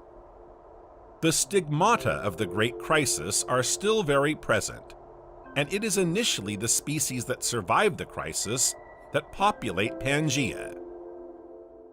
These survivors included archosauromorphs such as the Rosocians and Sarcosuchus in particular.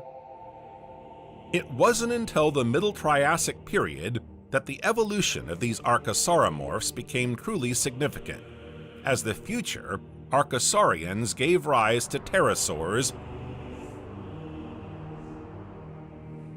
crocodiles, and dinosaurs, making up a large part of the Mesozoic animal population. As we have seen, at the very end of the Permian, a few reptiles tried their hand at flight, or rather gliding through the air. Initially, they flew only short distances, enabling them to move from tree to tree without risking their lives on the ground. Predators are numerous and dangerous at the foot of trees. However, these reptiles also benefit from radiation and are able to compensate for this apparent danger. This radiation or speciation, whichever term you prefer, enables some species to occupy new ecological niches and adapt to different environmental conditions. Here, it's the numerous predators on the ground that require adaptation. At the same time, insects have flourished, particularly in the upper part of the forest, the canopy. These insects form a new food reserve, and thus an ecological niche that is currently unoccupied or only marginally occupied. These new reptiles of the sky will find both protection and a source of food in flight. Archosaurs gave rise to a new lineage, the pterosaurs, the famous flying reptiles. No, they're not dinosaurs. Pterosaurs are indeed reptiles, but they have large wings made up of several membranes. One is attached to the fourth finger of their forelegs, another is between the wrist and the trunk, and the third is attached from the thigh to the tail. The first and last are not always perceptible, depending on the representations imagined by the artists. In some species, however, these small membranes are clearly visible. The largest, which forms the wing proper, is very distinctive. Among the pterosaurs, we can admire the flight of Eudimorphodon and Preondactylus, the very first sky gods. In fact, here we're no longer dealing with a gliding mode of travel, but rather with the beating of wings. That's why we're talking about flying reptiles, not gliders. In the Triassic, there were three main families of pterosaurs: Campylognathodidae, Aneurognathidae, and Dimorphodontidae.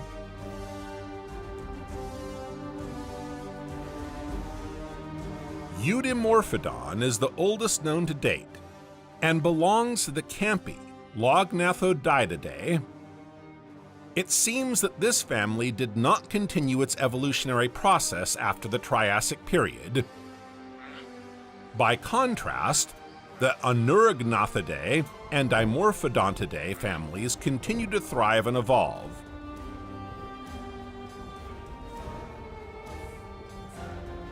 The most primitive species would be Preondactylus. We can see, for example, that its legs and even its wings are relatively short. Others, such as Rhamphorhynchus, appear to be more advanced. At least their speciation seems more obvious. The teeth of these pterosaurs are more differentiated. Rhamphorhynchus means jaw beak. It's easy to see why, given the length of their teeth. In addition to their size, they are also sharp and curved forward, a very useful set of teeth when it comes to harpooning its prey in flight.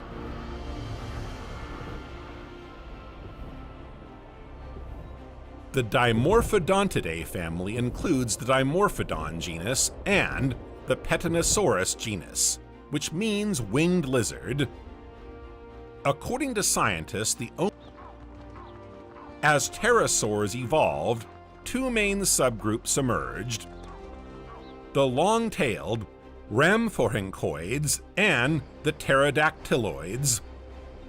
The Rhamphorhynchoids are the first to arrive, along with Eudimorphodon and Petanosaurus, which we saw earlier.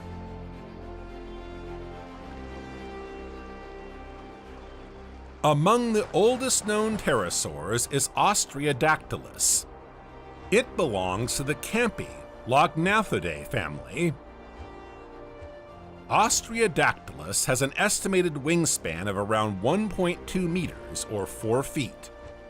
That may sound impressive, but compared with future pterosaurs such as Quetzalcoatlus, an animal weighing almost 250 kilograms or 550 pounds, and with an 11-meter or 36-foot wingspan, it looks pretty small.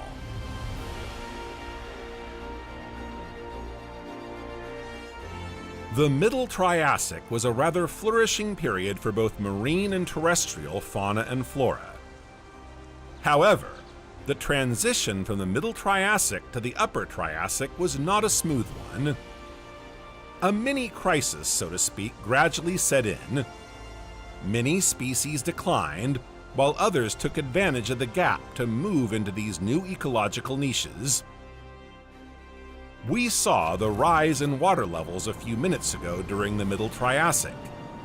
This time, the level is gradually dropping, bringing with it its share of consequences, dramatic for some and beneficial for others. Scientists are not yet in a position to assert anything, as they unfortunately lack sufficient data on the subject. However, and this is of course conditional, it could be that the hypothesis of the regression of the ocean is at the origin, or at least one of the possible reasons among others, for this crisis during the Triassic period.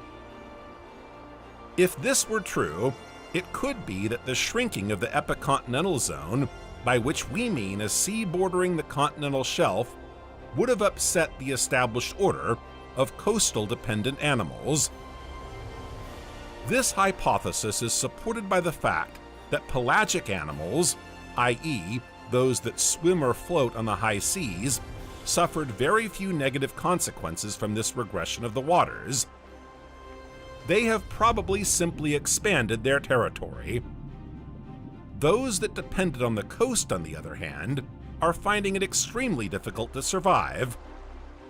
Only coastal animals such as Nothosaurus have been fully affected by this change in environment.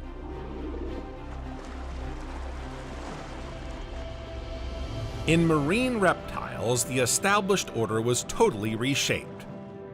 These predominantly coastal animals are gradually being replaced by pelagic animals, i.e., those that take advantage of the open sea and the water column. Coastal marine reptiles are not the only ones to suffer the consequences of this micro-crisis. Chondrichthyans were also severely affected by the intermediate crisis that weakened the transition from the Middle Triassic to the Upper Triassic. Many of them are benthic animals. As the waters receded, the lack of oxygen made it difficult for these species to acclimatize to deeper or more remote areas. Lack of food and anoxia will be the death knell for these species. All of them? Not quite.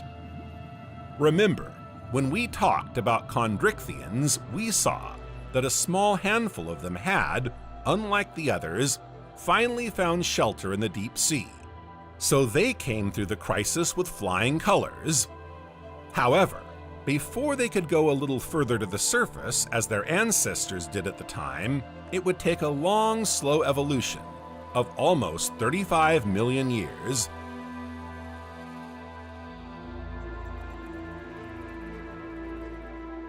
Hybodonts, for example, are among the chondrichthyans that adapted perfectly to the waters of the Triassic period. They lived through these 50 million years, enjoying the oceans, yes, but with fear in their stomachs. They lived in the same geographical zone as the imposing marine reptile, Liapleurodon, for example, which could measure up to 7 meters or 23 feet. Hybodonts, far from being alpha predators at the top of the food chain, were the prey of large marine reptiles.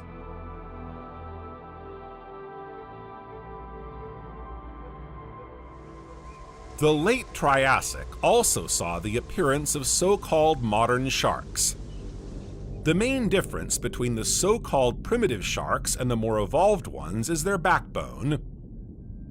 Do you remember the swimming style of the chondrichthyans we've met so far? No? Then let me refresh your memory a little. Most of them had what we call an undulating stroke. It's still quite effective, but it's far from being very efficient. Now, do you know why these animals swam this way? Contrary to what you might imagine, it had nothing to do with their fins. In fact, it's the spine, and more specifically, the structure of the spine itself that's the key. Their spine is cartilaginous, and therefore very flexible. The undulatory mode is therefore ultimately the only possibility. Modern sharks, on the other hand, have a calcified spine and are therefore much more rigid. Swimming is much more efficient, and above all faster, as they can propel themselves and better manage their trajectory. These sharks will therefore be able to adapt and conquer new marine territories. To conclude the subject of species in decline and those benefiting from radiation, let's talk about ichthyosaurs. Ichthyosaurs are undoubtedly the ones that are doing best in the end. We met some of these species earlier. They manage to make the most of the deep sea, and are, for the time being at least, safe from harm. This group is growing and diversifying. First appearing millions of years ago, They crossed the Jurassic and even the Cretaceous. They were thus present throughout the Mesozoic. Quite a feat when you consider how many upheavals and crises there were. In addition to rising sea levels and the complications faced by marine species, the arrival of the Upper Triassic heralded drastic climatic changes. If a fragile equilibrium seemed to have been achieved during the Middle Triassic, it is now beginning to fracture. In the Late Triassic, Pangea fragmented a little further, and intense volcanic activity in areas such as Morocco and New England signaled the beginning of the opening of the North Atlantic. The average global temperature is 18 degrees Celsius, or 64.4 degrees Fahrenheit. It was 17 degrees Celsius, or 62.6 degrees Fahrenheit, at the beginning of the Triassic period. Terrestrial activity, particularly plate movement, brings with it many geological, climatic, and therefore biological changes. But this doesn't prevent certain species from continuing their gentle evolution, almost serenely.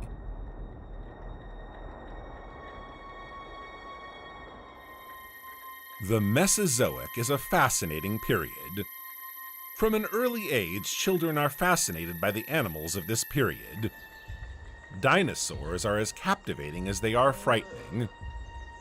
Animals 1,000 miles from those we know today, inconceivable in our own time, of such extraordinary sizes and morphologies that they seem to have sprung straight from our imagination. And yet, they're very real, and even walked the earth before us humans. It's these emblematic animals of the Mesozoic era that have made it so popular with the general public.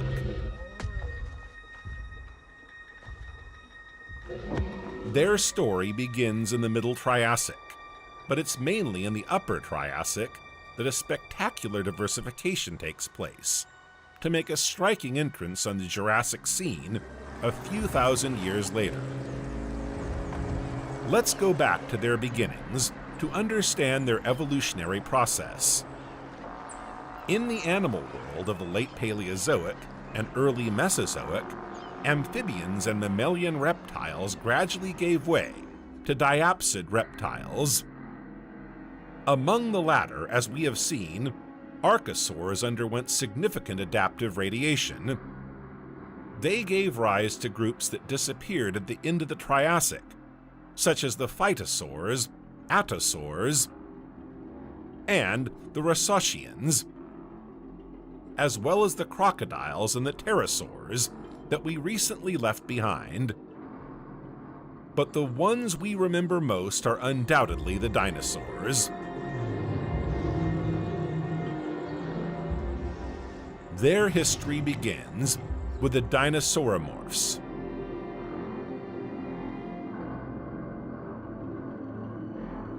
Lagosuchus, Merosuchus, and Lagarpeton are all reptiles with the potential to start the dinosaur line. Lagosuchus is a lightly built archosaur, remarkable for its long, slender legs and well-developed foot.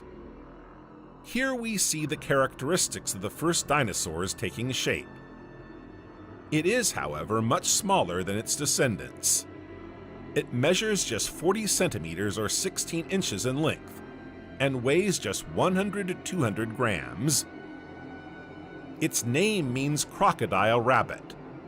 This name perfectly defines its physical attributes and abilities. Carnivorous, it preys on small prey, such as lizards, but is also fond of insects.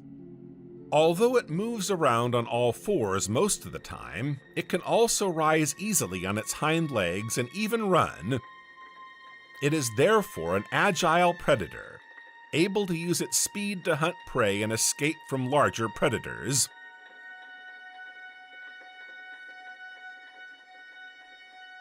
Let's take a look at Merosuchus. Clearly a member of the dinosauromorph clade. He doesn't yet have a hole in his skull between the eye socket and nostrils, behind each eye socket or the famous hole in the hip socket. It does, however, have an elongated pubis and the trochanters, a kind of protrusion on the anterior femur, characteristic of dinosaurs.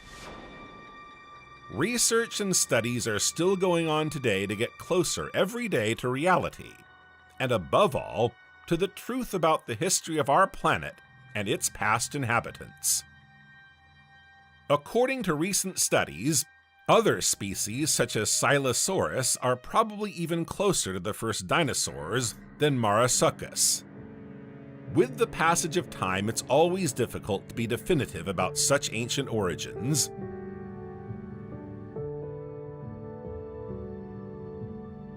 Speaking of Silosaurus, a rather astonishing anecdote was revealed in a 2018 article in the journal Historical Biology. It seems that paleontologists were able to demonstrate through the study of its skeleton that juveniles begged for food in the manner of fledglings with their heads raised and mouths wide open. This is a nod to our modern birds, which we might describe as avian dinosaurs. Now let's take a look at the final member of our dinosauromorph trio, Largerpeton.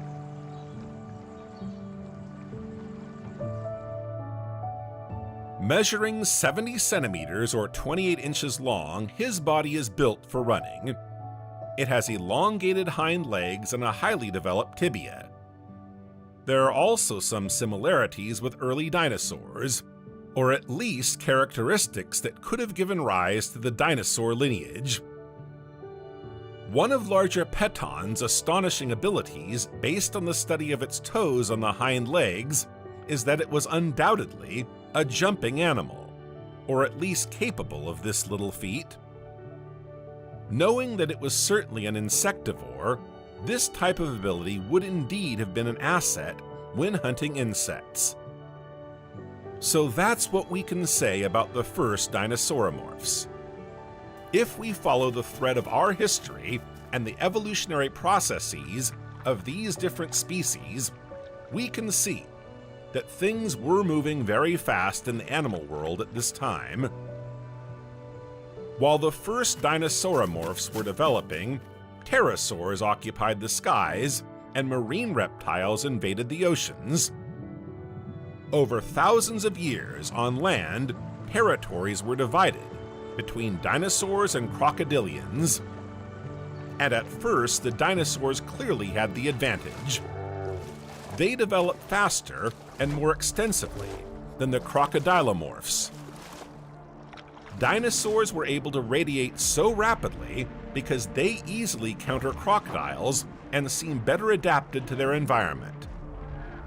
First of all, they are bipedal predators with vertical limbs. Unlike crocodiles, which are quadrupeds with lateral limbs, they are much livelier, and above all more mobile when hunting prey or even fleeing a larger predator. Secondly, contrary to popular belief, dinosaurs appear to be warm-blooded. This metabolism allowed for a more active lifestyle. The rest of history, however, ultimately favored crocodilians, which are still with us today, while non-avian dinosaurs died out at the end of the Cretaceous. We'll come back to the subject of crocodiles a little later in our video, but for now let's return to the subject that interests us here, the Triassic and the birth of the dinosaurs.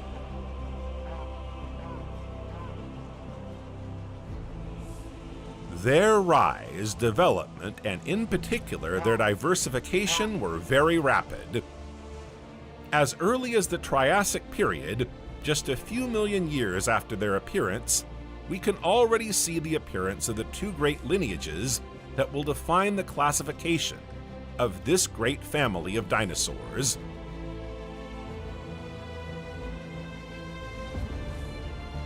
The latter gave rise to the theropods, which include the large carnivores but also birds. To understand what characterizes and differentiates these two groups, we need to look at their skeletons. Saurischian means lizard hip, while ornithischian means bird hip. The pelvises of both, as shown here, are quite distinct. Saurischians are therefore dinosaurs with a pubis facing forwards, unlike ornithischians, whose pubis faces backwards. Paradoxical as it may seem, it was not the ornithischians, the bird hips, that gave rise to the avian dinosaur clades. Birds, in fact, originated from lizard hips, the saurischians. Now that we know a little about the two great dinosaur lineages, it's time to meet our first specimens of the genus.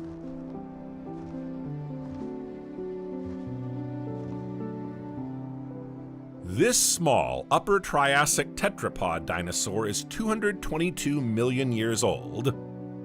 It's true that when you think of the extraordinary sizes that later Mesozoic species would sport, it's hard to imagine that this little being of just 1 meter, or 3 feet long, 30 centimeters, or 12 inches high, and between 1 and 5 kilograms, was part of this extraordinary family.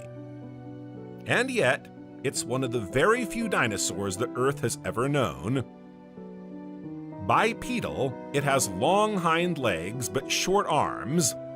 It has large clawed hands, a long slender snout, and a tail. Don't be fooled by its name, which means elegant jaw. It has many small teeth, and judging by its teeth, is a carnivore. It feeds on insects, lizards, and other small prey. It can also be a scavenger. This little dinosaur prefers marshy areas. It has established its territory in this vast area where food is abundant, and thanks to its mobility, it can easily conquer an ecological niche that can still be exploited by new predators.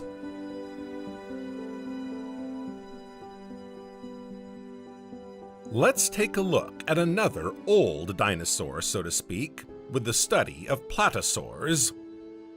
From the Upper Triassic onwards, dinosaurs began to reach impressive sizes. With the genus Plateosaurus, we're a long way from being able to maintain the appellation small dinosaur in our description. Estimates put its average length at 8 meters or 26 feet. It weighs around 4 tons. With its thick, robust bones, this is a rather massive dinosaur. Skeletal studies show that this type of dinosaur could move around on all fours, but could also stand up on its hind legs if necessary. They are robust but also very powerful. Why were they so powerful? No doubt to feed on the leaves and the trees. Yes, our gentle mastodon is not a carnivore, but a herbivore. Its serrated teeth enable it to crush the leaves it eats. To help with his digestive process, he also swallows stones, gastroliths, to better crush the food in his stomach.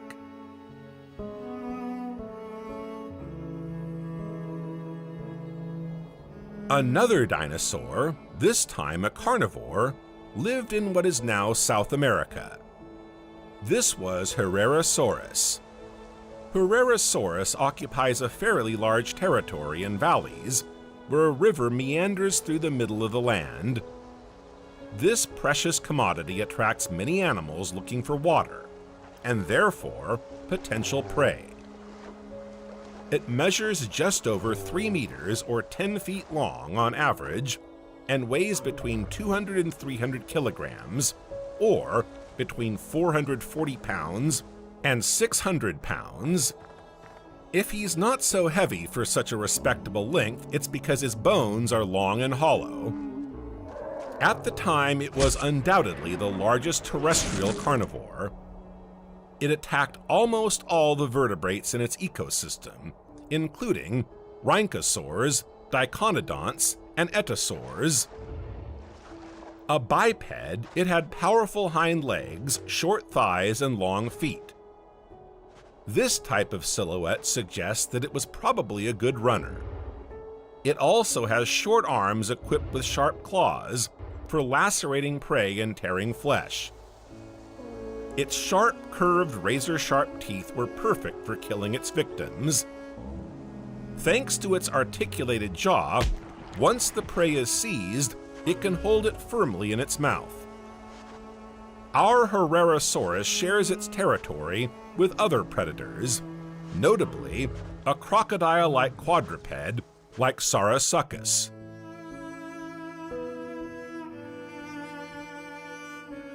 Its legs are not on its sides but under its belly. This makes for more skillful movement. It averages 7 meters or 23 feet in length and is a feared carnivore in the valley. Its teeth are large, curved, and serrated, making for a good grip and deadly damage.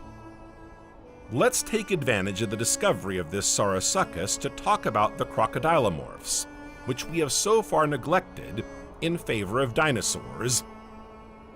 Crocodilomorphs appeared around the same time as dinosaurs. While the latter underwent a meteoric rise in radiation, the crocodilomorphs are still very important. Crocodilomorphs diversified extensively, starting in the Triassic period. However, not all crocodilomorphs took the form we recognize today. The first crocodilomorphs, undoubtedly the Sphenosuchians, look more like ferocious greyhounds than crocodilians in the strict sense.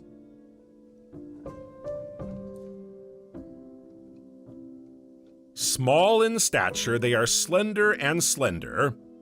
The fact that they are quadrupeds with their hind legs longer than their front ones gives them a slightly arched, slightly built appearance. In addition to their modest size, the first crocodilomorphs were also rather active, compared with the way today's crocodiles look.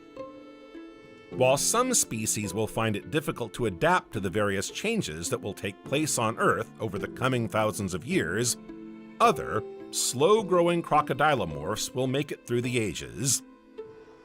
Even today, this characteristic still defines crocodiles, which take several years to reach their final size. Let's close this crocodilian parenthesis and return to our famous dinosaurs. Among the oldest of them, we can also mention the Euraptor,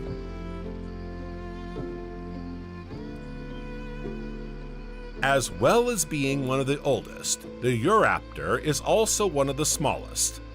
It measures just 40 centimeters or 16 inches high, and is about 1 meter or 3 feet long. According to skeletal analysis, the Euraptor was a small, skillful carnivore. Its long legs enabled it to run fast in pursuit of small prey such as lizards. At the end of its long neck, its slender skull housed an army of small, sharp teeth.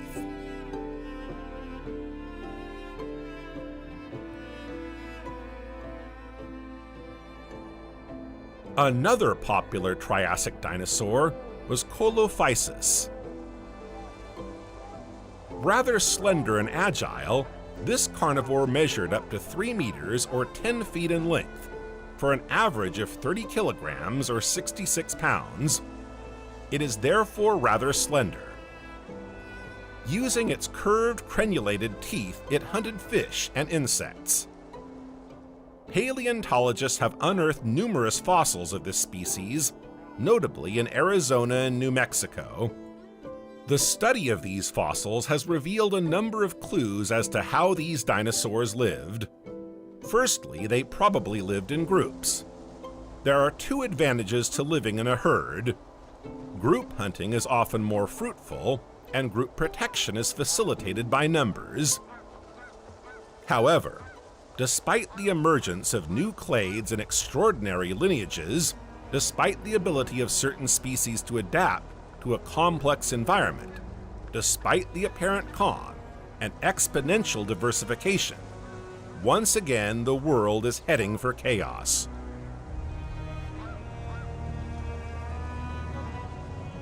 The Triassic remains the only period in geological history framed by two major crises. While the beginning of the Triassic was built on the ashes of the Permian, the end of the Triassic did not have a more glorious ending, with a major new crisis that would constitute a real fracture between the Triassic and the Jurassic to come. At the end of the Triassic, there was intense volcanic activity, and let's not forget that the Atlantic Ocean was opening up. A few small pieces of land appeared with this lowering of the water level.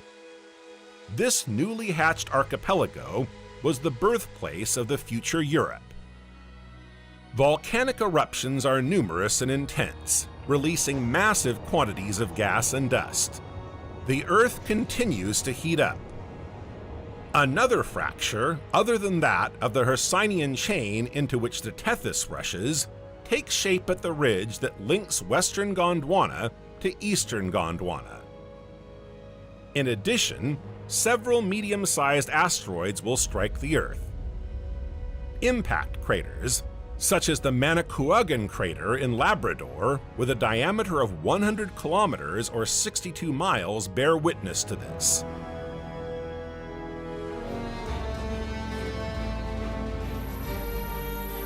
The Jurassic began around 200 million years ago and ended 145 million years ago.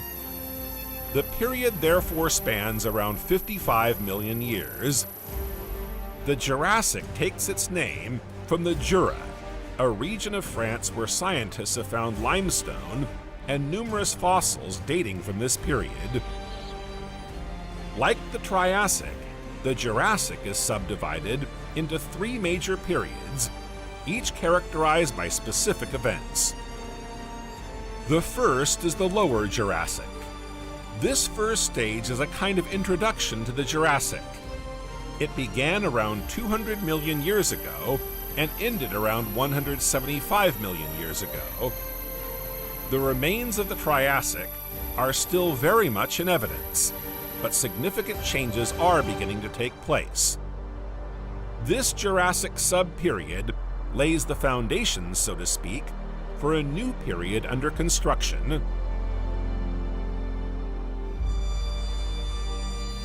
During the Lower Jurassic, we can see the huge Pangea continental rift forming between the northern and southern hemispheres. We can also see that the Tethys Ocean, located on the right in the Pangea Trough, inevitably rushes into this fault and helps to free the two future continents, Gondwana to the south and Laurasia to the north. But in addition to these geographical and geological changes, the world of living things is also taking a new turn. New species are emerging. Let's move on to the Middle Jurassic, which spans the period from 175 million years ago to 161 million years ago. Here is a map of the world 170 million years ago. We can see a new divide emerging in the northern hemisphere. North America on one side, Eurasia on the other. To the south, future continents such as South America, Africa, India, Australia, and even Antarctica are still strongly linked, even if the beginnings of a few fractures are starting to break apart. For flora and fauna, this is a period of demographic explosion. The living world is becoming increasingly rich and diverse.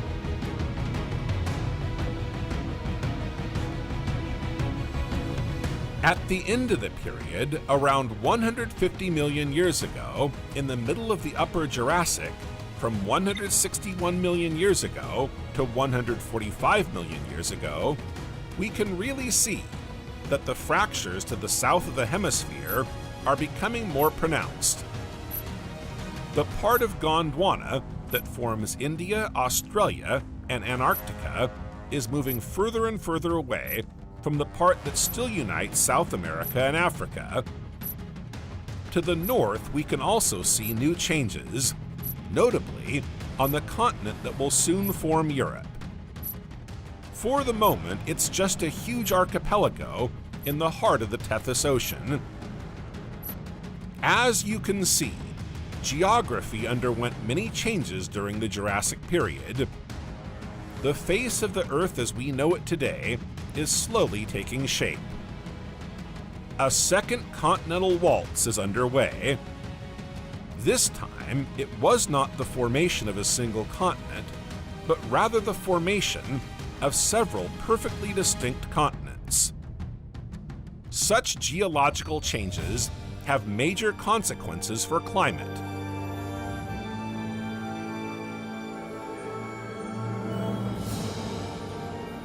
In the first part of the Triassic period, temperatures rose sharply. However, from the second period onwards, temperatures softened markedly. This decline continued during the Jurassic, but temperatures rose again somewhat during this period, mainly due to the terrestrial activities mentioned above.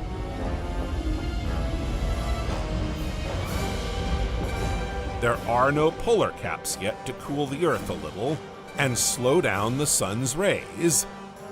Nevertheless, the climate is quite favorable to vegetation, and by extension, to the land animals that benefit from this plant cover. The Jurassic was hot and humid, unlike anything we experience on Earth today. This climate favors the expansion of flora. The plant cover is lush and well-developed, allowing wildlife to fill numerous ecological niches. Look how incredible the Jurassic forest is. The landscape before us is simply magnificent.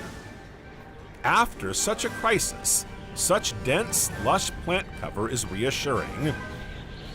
A few million years ago, the scene was very different. All was desolation, utter chaos.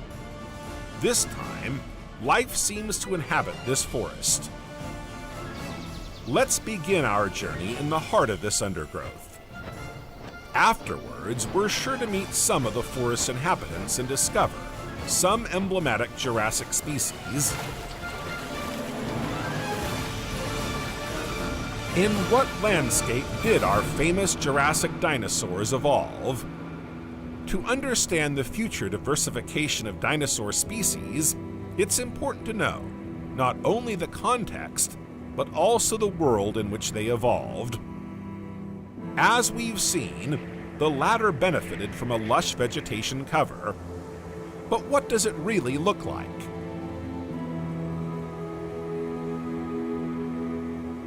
From small bushes to large trees, vegetation offers multiple ecological niches for insects and other vertebrates. Vegetation supports herbivores, but also small carnivores that feed on insects, for example. Other predators take advantage of the abundance of small carnivorous and insectivorous prey to feed in their turn. The large carnivores themselves feed on them, and the circle is complete. In other words, a complete food chain is created thanks to all the plants you can see in front of you. In the forest, you'll find a bit of everything, from herbivores to carnivores, insectivores, and even omnivores. This dietary diversity is made possible by the wide variety of vegetation and environments found in the Jurassic. You have to go deep into the forest to understand this. Once in the undergrowth, you can see not only the richness of the plant cover, but also the different strata of the forest, from the lowest and fullest to the highest and sparsest. You can also see how varied the genera and species are.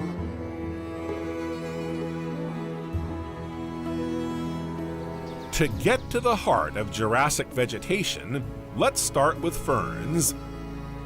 Yes, they're still with us today, as they may have been in the past, and they're even benefiting from new evolutionary radiations. They make up a large part of the plant cover of the period. Within this large group, there are many families, genera, and species. All families, sometimes quite different from one another, find their place within a particular ecological niche. These differences in ferns also lead to diversification in the insects and small animals that depend on them. Among Jurassic ferns, we can cite several families, such as Glycania, truncata, Osmundastrum, Dipterodaceae, while other, taller ferns, such as Dixonaceae and Cyatheaceae, are also well represented. The great diversity of these ferns plays a decisive role in Jurassic forests, as we have just said, as they form the basis of certain ecological niches. But their position in the forest also explains why they so perfectly embody this role in the ecosystem. Ferns are part of what we call the lower strata of the forest. To put it another way, they form a sort of green meadow in the undergrowth. It's a green paradise for insects, but also for small animals, which find shelter and food in abundance. Although small, not always, ferns are also home to the giant sauropod family. But we'll come back to that a little later, once we've completed our overview of Jurassic plants. During this period, ferns were abundant, but there were also many other plants.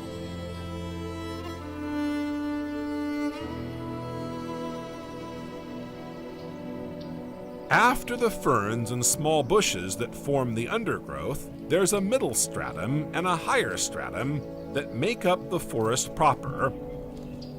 This Jurassic forest is luxuriant and abundant all over the globe.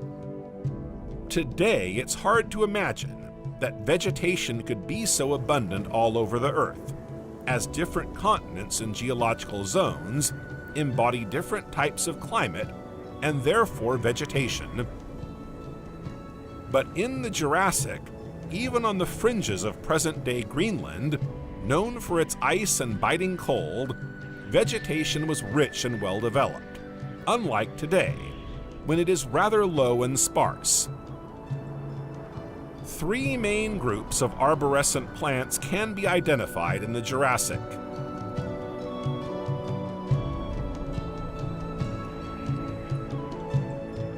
The first group comprises conifers, also known as pinophytes. This group includes the Cheirolipidaceae, a family that is now extinct. The Araucariaceae and Podocarapaceae, on the other hand, are still around today. Pinophytes are large trees. They are easily distinguished from others by their cone-shaped fruit. These cones serve as the plant's reproductive organs. On this tree, some cones are male, others female.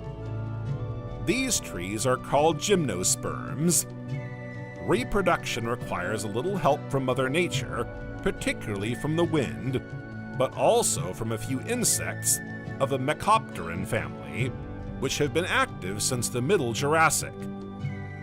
They also provide an ecological niche for small insectivorous animals that settle in the forest. Everything is linked in nature.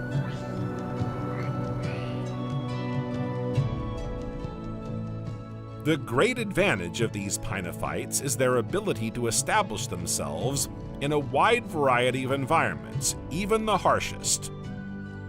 In this way, they have managed to colonize a large part of the world's landmass, even intertropical regions or salty environments, near coasts and maritime zones, for example. But this will not be enough to compete with angiosperms, the flowering plants that will soon occupy a large part of their territory.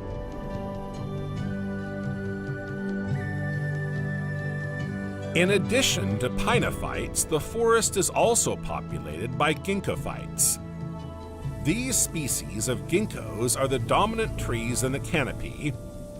They can reach up to 40 meters or 130 feet in height.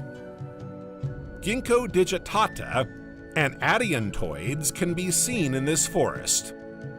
Digitata trees have fan-shaped indented leaves. These species thrive in tropical and semi-tropical climates.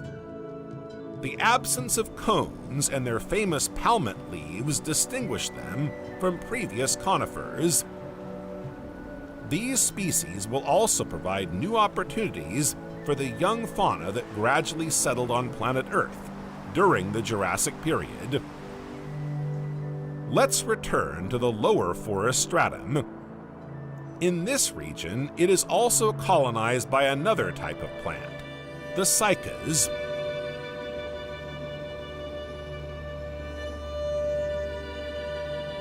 The most dominant and emblematic group of the period is undoubtedly the so-called cycadophytes.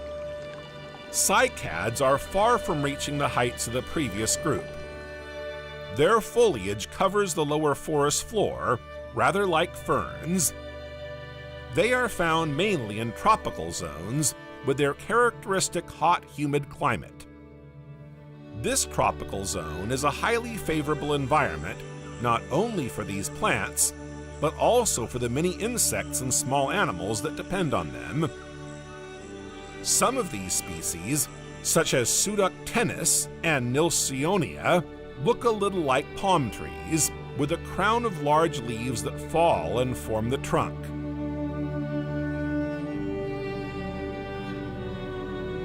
Horsetails are also very common, especially in these same wetlands. These plants can serve as food for a number of herbivores, thus promoting the development of a balanced food chain and a stable ecosystem. It's true that while these lower strata benefit insectivores and small carnivores, we can see here that herbivores also find plenty to eat. Among the horsetails, there are two major species, very popular at the time: the neocalamites and the equisetails. In addition to their great diversity of plants, these forests are home to a wide variety of environments. There are jungles such as one might imagine in the Amazon, swamps and low-lying plants, large clearings where the sun floods the ground with its heat, and coastal landscapes. All these environments form diverse ecological niches and thus benefit a wide variety of species. It's time to go and meet them.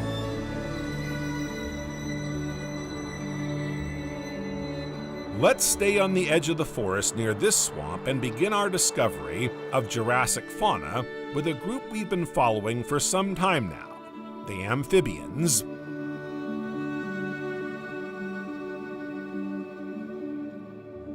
You were expecting to talk about dinosaurs, weren't you?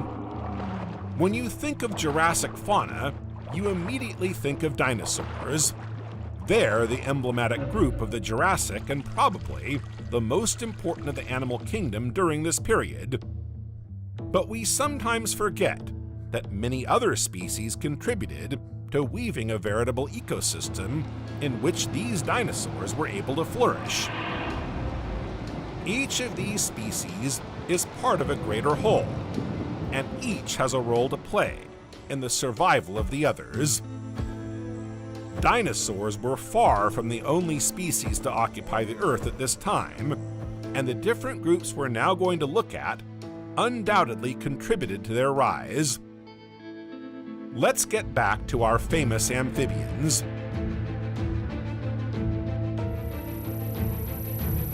During the Carboniferous and Permian periods in particular, amphibians were the main terrestrial predators, so to speak.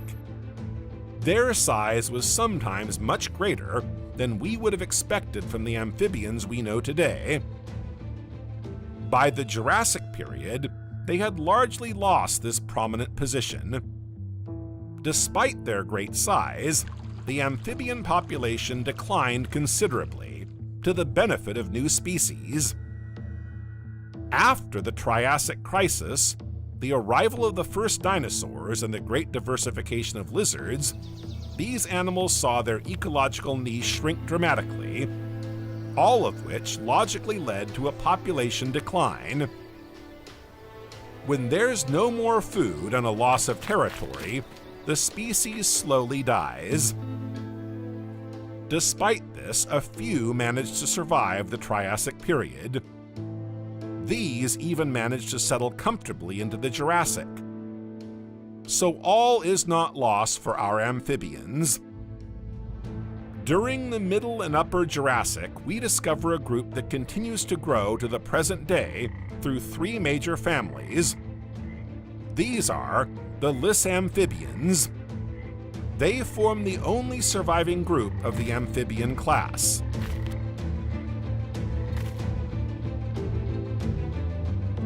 This pretty Viorella near this watering hole is a great opportunity to get to grips with the new families of Lysamphibians. It's probably one of the oldest frogs and a member of the Anarin family. Feeding on insects, this little Viorella measures just a few centimeters long. However small, it already displays the physical characteristics of frogs as we know them today, including the shape of its head, large eyes, and muscular legs. Without knowing its group or lineage, it's easy to imagine that it's a primitive frog just by observing its behavior and silhouette. The Lysamphibians include the Anarin family and frogs like the one we've just seen.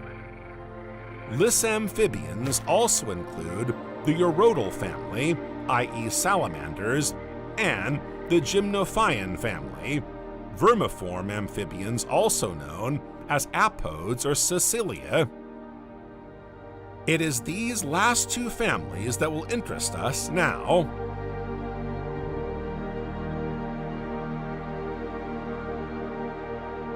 Still in the Jurassic marshes, an insectivore quite different from Viorella roams the same environment. This time it's one of the very first salamanders, according to the latest paleontological research. Carorus sharovi has all the trappings of a salamander. Its triangular head, upward-pointing eyes, and distinctive legs are all distinctive. It measures around 20 centimeters or 8 inches. Its head seems flatter than today's salamanders, and the triangular shape is also more pronounced. Studies of Carorus fossils suggest that this small primitive salamander fed on snails, worms, crustaceans, and perhaps even insects. It thrives in freshwater, where it finds everything it needs to survive.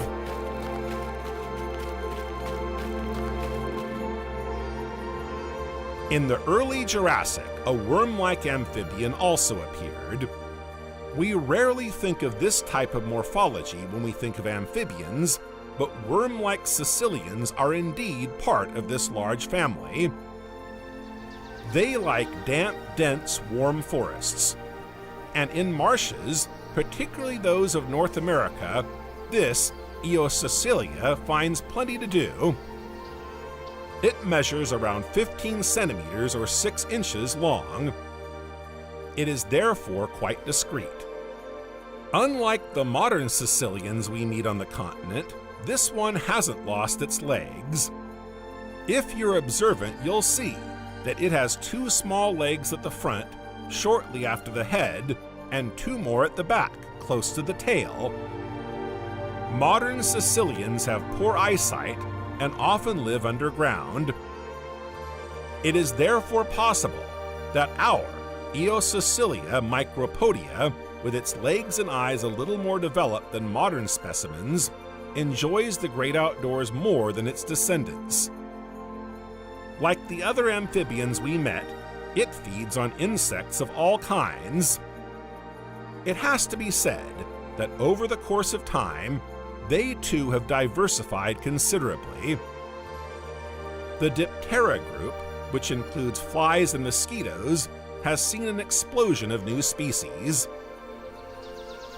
In this swamp, a Tarsophlebia dragonfly can be seen here. A little further on one of the very common seed plants from the Triassic to the Cretaceous, the Bennettitails Weilandiella, we can also see a new type of dipteran, no doubt a close relative of the cousins. Another small insect, about 6 millimeters long, called Gallimosovelia grioti, can also be seen on the lake. According to the paleontologists who have worked on the subject, this is a water spider and probably the oldest fossil of an aquatic insect of the order Geromorpha ever discovered. This region is ideal for observing insects, so let's stop here for a few moments to take a closer look at a few of them.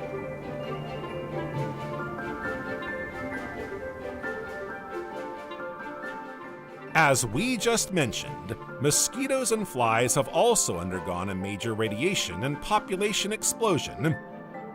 Climate and the expansion of vegetation have greatly favored the rise of this type of insect. But that's not the only reason. The first insects appeared as early as the Paleozoic era and were mainly terrestrial at first. But the acquisition of wings, and therefore the ability to fly, greatly expanded their range of niches, and by extension, their territory. We find Hymenoptera, including bees, wasps, and ants. Lepidoptera, with 2 pairs of membranous wings, such as butterflies. Diptera, with 2 pairs of wings, such as flies, mosquitoes, and horseflies. And Neuroptera, including lacewings and anteaters.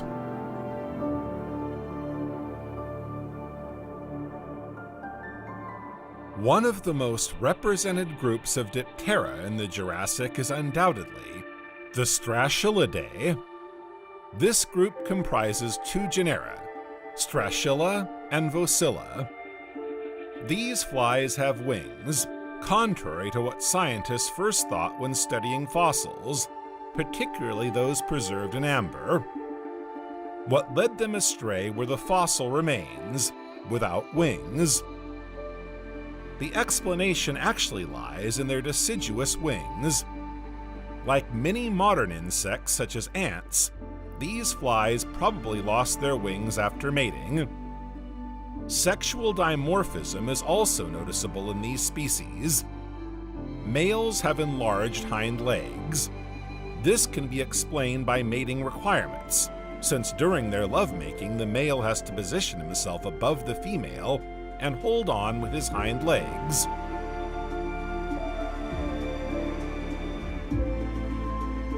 Lacewings are neuropterans, characterized by 2 pairs of equal-sized membranous wings with numerous clearly visible veins. Jurassic lacewings have much to teach us. Fossils, for example, have revealed that these insects were already using camouflage as a means of survival, particularly in the larval stage. They blend into the background, make themselves forgotten, and can thus hope to slip through the net of nearby predators. Polystoicotes punctata, commonly known as the giant chrysopod, first appeared in the Jurassic period and was still around until the 1950s to 1960s. Incredible as it may seem, the giant lacewing seems to be back in the news. A specimen was found in Arkansas, USA, in 2012, but it wasn't until 2020 that entomologist Professor Michael Svarla made the connection with Polystoicotes punctata.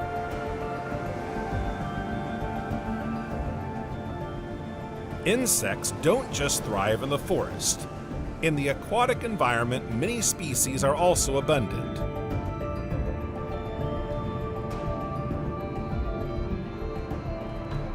Another giant insect. Yes, the Jurassic period also saw insects of rather exceptional size. But fortunately for us, Morrisonepa, unlike the giant lacewing, has now disappeared. Morrisonepa is one of the giant water bugs, like the genus Lothosaurus, and the latter are not renowned for their beauty or gentleness. These insects are extremely painful to bite, injecting their prey with a saliva packed with enzymes that break down proteins. No chance of escaping. Using its proboscis, the giant bug simply sucks up the delicious cocktail of the prepared mixture, a semi-digested bodily liquid from the prey. If Lothosaurus can prey on snails, crustaceans, fish, amphibians, or even snakes, it may be that our Morrisonepa has the same culinary tastes. Other forms of insects are also making their appearance. As we'll soon see, dinosaurs, particularly feathered ones, but also furry mammals, also emerged in the Jurassic. These feathers and hairs offer new opportunities for insects, which can easily attach themselves to their new hosts. Fleas, for example, which are hematophagous insects that feed on blood, made their grand entrance into the animal kingdom to the great displeasure of their hosts. Finally, it was in the Jurassic period that the very first snakes appeared. One of the world's oldest snakes, Diablophis, can be seen here.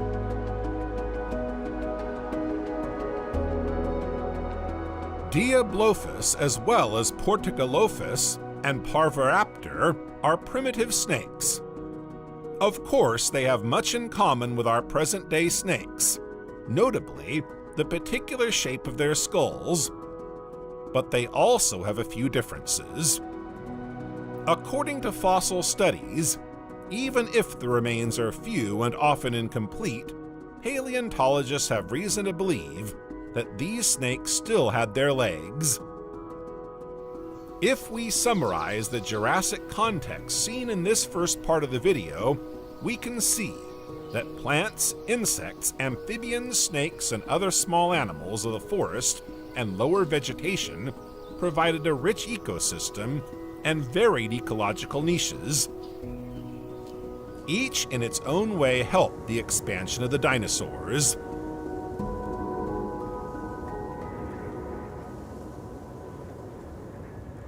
It's impossible to talk about Jurassic fauna without mentioning dinosaurs, of course.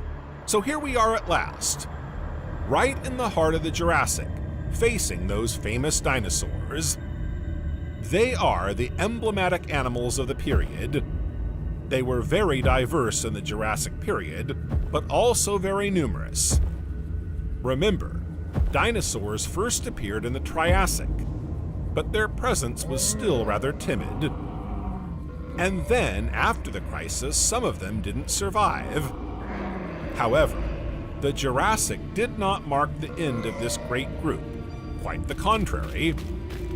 Dinosaurs took over the period and reigned supreme in the four corners of the world. But not everything happened in a day.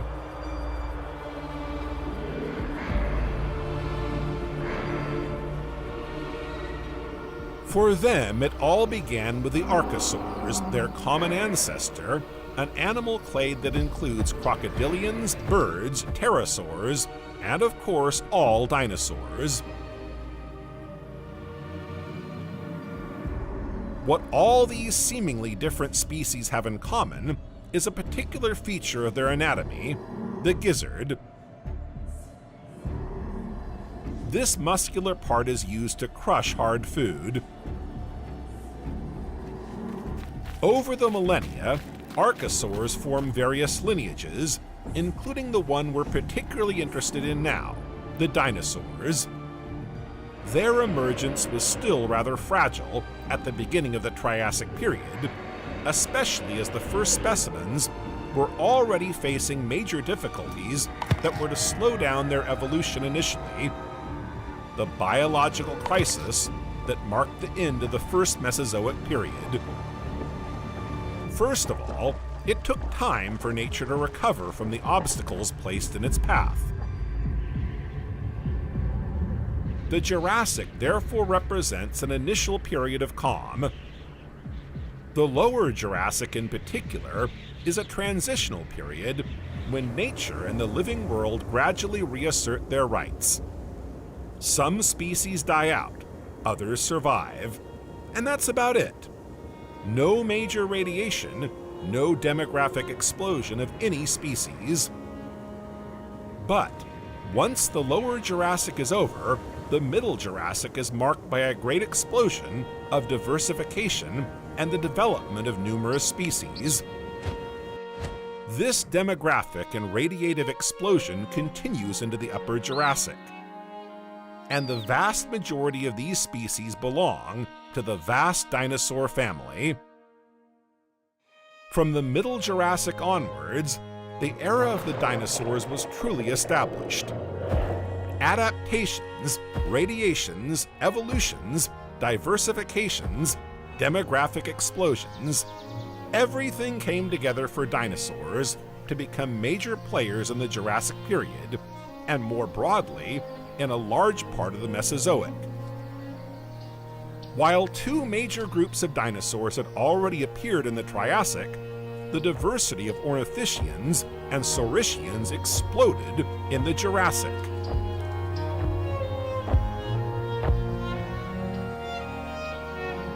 Among the ornithischians, mainly herbivores that moved in herds, three major groups appeared that were to expand the dinosaur family: the theriophores, the ornithopods, and the marginocephali.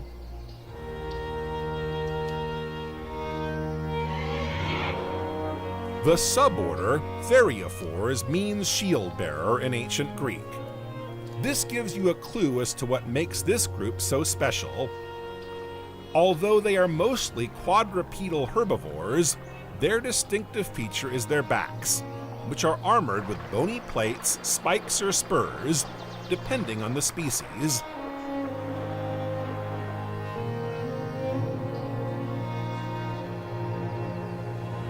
As we saw when discussing vegetation earlier, there were several strata in the plant cover. Low-growing plants were one of the favorite foods of the dinosaur that now awaits us.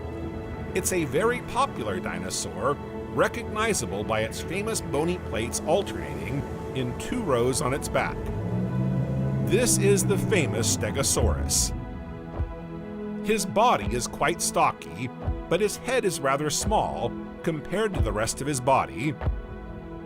Scientists are still debating the usefulness of Stegosaurus's bony plates, but several interesting hypotheses have been put forward. One of these is that they may have been used as a deterrent, or even a defensive device against predators.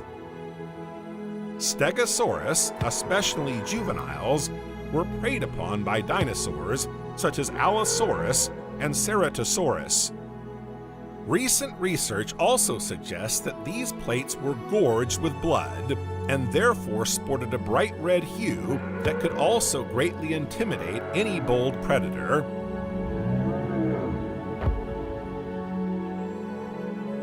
But it's also possible that these famous spikes are simply a courtship tool, or that they have a thermoregulatory function. If they are also vascularized, they can act a bit like a solar panel, capturing heat and transmitting it into the bloodstream to warm the animal's body. But in other circumstances, such as when the animal shakes its plates, it can actually cool its body. In other words, he's got both air conditioning and heating at his fingertips. To get around, he had a good footing on his four legs. It has three little toes on its front legs and 5 on its hind legs.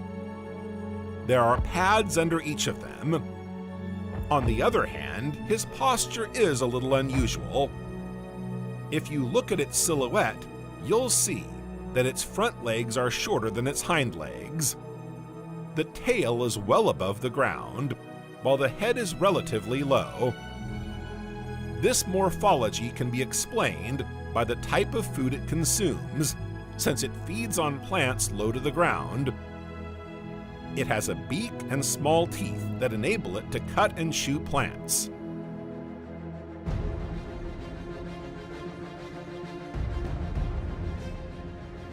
Another type of dinosaur had bone plates, but they are quite distinct from those of the Stegosaurus. Here's a Nodosaurus, a Borealopelta to be more precise. As you can see, it has a bony plate that forms a sort of band, a bone nodule, hence its name, nodule lizard. The fossils of this Nodosaurus have enabled scientists to study, among other things, the remains of its stomach. We therefore know that it was a great gourmand, particularly fond of the ferns that carpet the forest floor. It must have consumed large quantities to meet its colossal energy requirements. The animal weighed over a ton and was almost 5 meters long. To facilitate digestion of these fatty ferns, the animal also swallowed the occasional stone. As its jaw wasn't much help when it came to chewing, it had to use gastroliths to make the most of the plants it ingested. Let's take a look at one of these cousins, a dinosaur best known for its distinctive tail. You may recognize it from the Ankylosaurus. It's more massive. Some 8 meters long, 2 meters or 7 feet high, and almost 4 tons rest on those 4 impressive legs. Unlike other members of the Theriophora family, he doesn't just have a body covered in thick armor. It also has a large club at the end of its tail. The last caudal vertebrae fuse together to form the club. He also has tendons that enable him to direct and manipulate this club, in particular, to give it a certain impulse to parry or deliver blows. This asset enables him to defend himself against the predators that are rampant in the region where he lives, the riverside forests. But when attacked, he also tended to flatten himself on the ground and wait for the right moment to use his club. Do you have any idea why he adopts this peculiar behavior? If you look closely at his breastplate, you'll see that it covers a good part of his body from head to tail, but not his belly. This is his Achilles heel, his weak point. It's his Achilles heel, his weak spot, and he needs to protect it first if he's to survive in battle. Another peculiarity of this dinosaur is that it also swallowed stones to facilitate digestion of the plants it ingested. This is very common in dinosaurs that don't chew well or have sufficiently developed teeth to do so.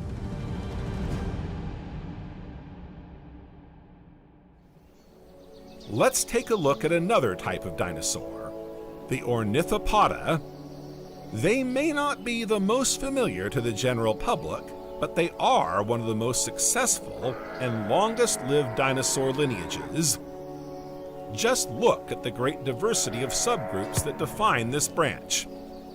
Fabrosauridae, Heterodontosauridae, Hypsilophodontidae, Iguanodontidae, Hadrosauridae, and each of these subgroups has a large number of species.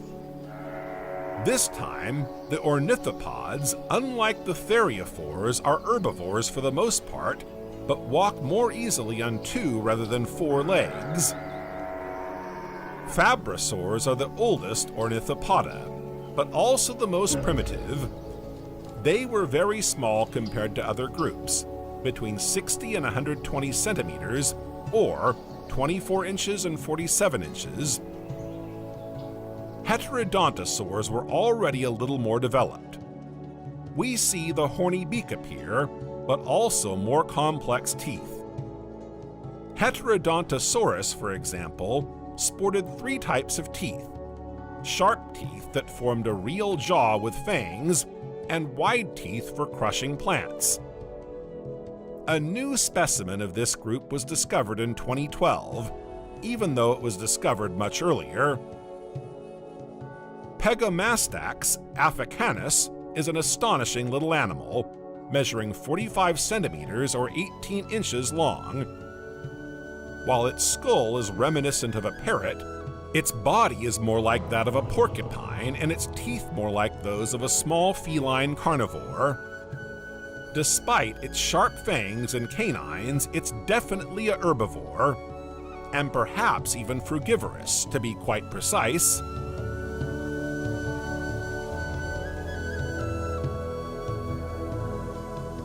According to descriptions by Paul Sereno, an American paleontologist from the University of Chicago, the fangs helped it to pick up plants, particularly fruit, and the small teeth in front of the canines were used to cut up the plants.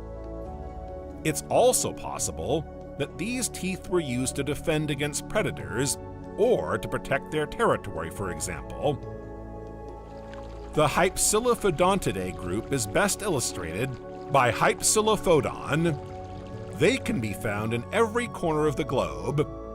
They are larger than the previous ornithopods we have encountered. Hypsilophodon can reach 2 meters or 7 feet in length and weigh around 25 kilograms or 55 pounds. Its beak, quite similar to that of a turtle, enables it to cut the vegetation on which it feeds. As for its gait, its skeleton seems to indicate that it is undoubtedly a good runner. But the latter is of particular importance here, not because of its running prowess, but because it may have given rise to the next 2 lineages, the hadrosaur and the iguanodont. This time, the latter evolved mainly on 4 legs. However, it's not impossible that they were able to run on their 2 hind legs to escape, for example.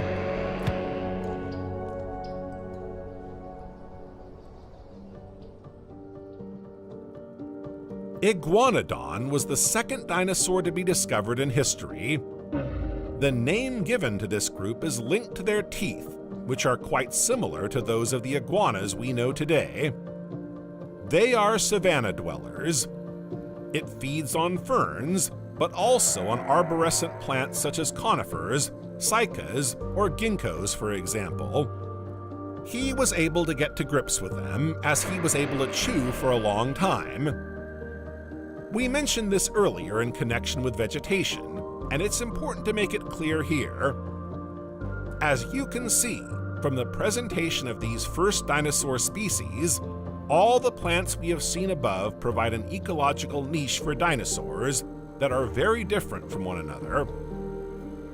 Ankylosaurs like low-growing plants like ferns, while others like Iguanodon are better equipped and taller, and can take advantage of arborescent plants like conifers or ginkgos. Let's close this little plant parenthesis and pick up where we left off with the study of dinosaurs, and iguanodonts in particular. With research and discoveries evolving day by day, each time revealing a new facet of our distant history, the genus Iguanodon is in the process of being redefined, if we can put it that way. Certain species of Iguanodon, for example, are sometimes given different names, such as beryllium, dolodon, Hypsilospinus, Pterylion, or Wadhurstia. Nevertheless, let's try to establish some general characteristics of the genus by studying Iguanodon bernissartensis.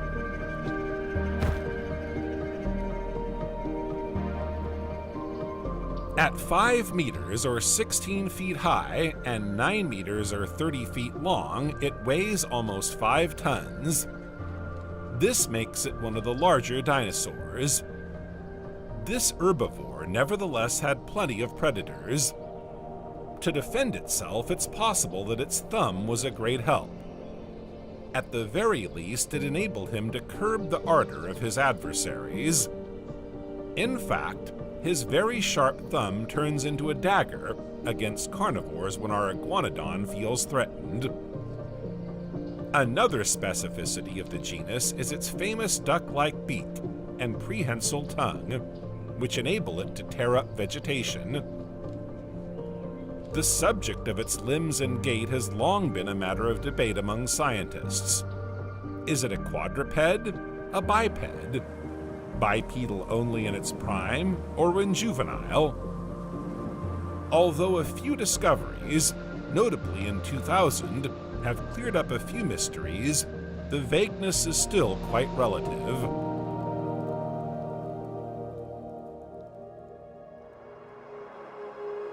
Its long, heavy tail is the main reason for questioning its approach in the first instance. To understand ancient species, we rely on our knowledge in comparison with current species. Here, scientists see some semblance of a kangaroo. Its strong, muscular tail could provide support for the animal, which would then walk on its 2 hind legs. But in the 2000s, paleontologists brought to light an essential new feature of the iguanodon skeleton. Its caudal vertebrae are connected and rigidified. The first thesis no longer holds. It would seem that the tail is more a kind of balance beam, or even, depending on the situation, a counterweight. Although it moved mainly on its 4 legs, it's not impossible that it also moved from time to time on its 2 hind legs, perhaps to run and escape. The strength of herbivores to defend themselves lies above all in the horde. In a group, you're stronger. They protect each other. Iguanodons were no exception to the rule. They may also have formed part of an interspecies horde, alongside ankylosaurs, for example, to increase their chances of curbing the ardor of nearby predators. Especially as these dinosaurs did not feed on the same plants, they had everything to gain and nothing to lose by joining forces to preserve their safety.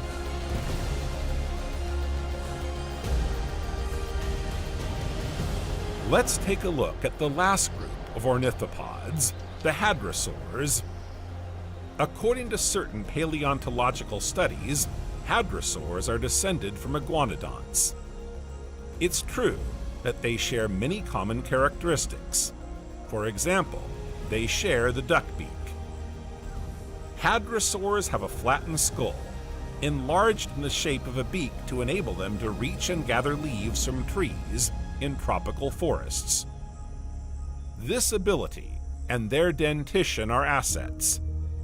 They will thus be favored in future evolutionary radiations over other herbivores that need gastroliths, for example, to digest plants. Hadrosaurs were fairly widespread in the Jurassic, but will be even more so in the Cretaceous.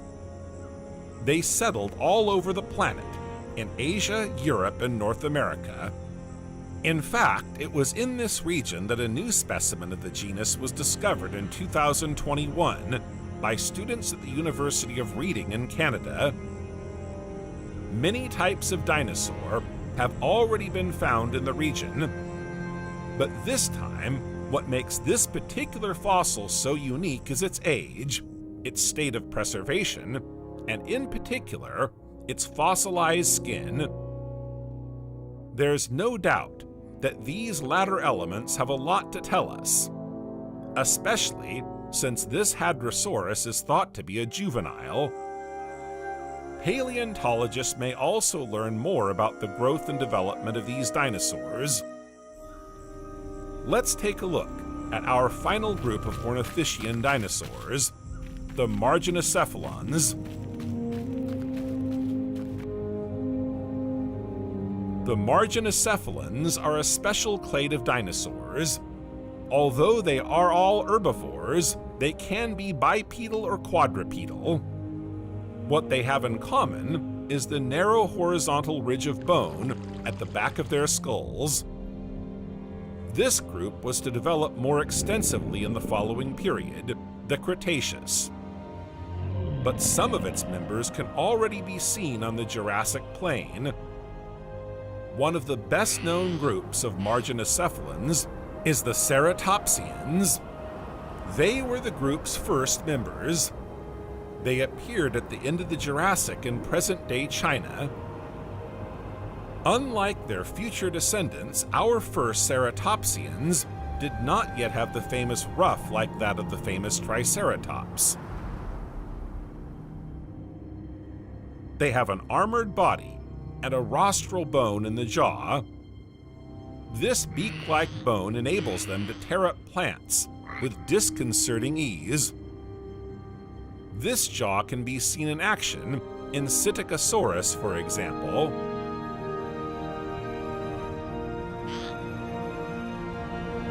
Bipedal, it is the size of an antelope. Like our modern rodents, its teeth are self-sharpening. They wear down to create a sharp edge that can cut through the toughest plants. Despite its effective jaws for cutting plants, it is not yet very well equipped in terms of digestion. It must therefore use gastroliths to crush food in its digestive system. Many Psittacosaurus fossils have been found. In some cases, up to 50 gastroliths have been found. Paleontologists believe that these gastroliths may have been stored in the gizzard, the muscularized part of the stomach. Our Psittacosaurus closes the chapter on ornithischians. Now it's time to discover the member of the second dinosaur clade, the Saurischians.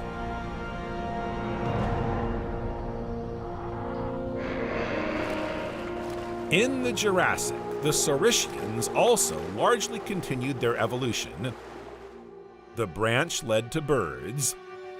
Within this group of dinosaurs, two main subgroups soon emerged: the theropods, mostly bipedal carnivores, and the sauropods, large quadrupedal herbivores. Let's start with the theropods, which underwent a meteoric diversification.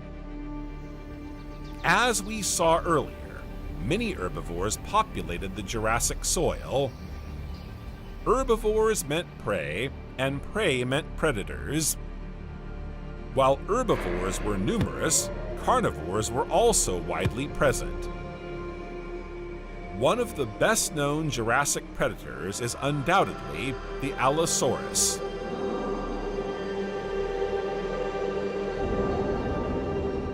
Often confused with Tyrannosaurus, Allosaurus is one of the great predators of the Jurassic. It has a huge jaw, crenellated and curved teeth that enable it to tear flesh, and if it loses a few of them in an over-aggressive attack, they soon grow back. In addition to this extraordinary dentition, he also has short but robust forelegs. They are useful for grabbing prey and holding on tight.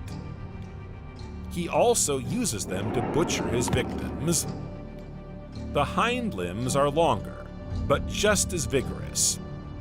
They are also equipped with claws. Carnivorous and perhaps occasionally a scavenger, Allosaurus can also hunt in groups to attack large Jurassic herbivores. There's no stopping it. This bipedal dinosaur is perfectly equipped to be a top Jurassic predator, but it's not the only one to covet this position.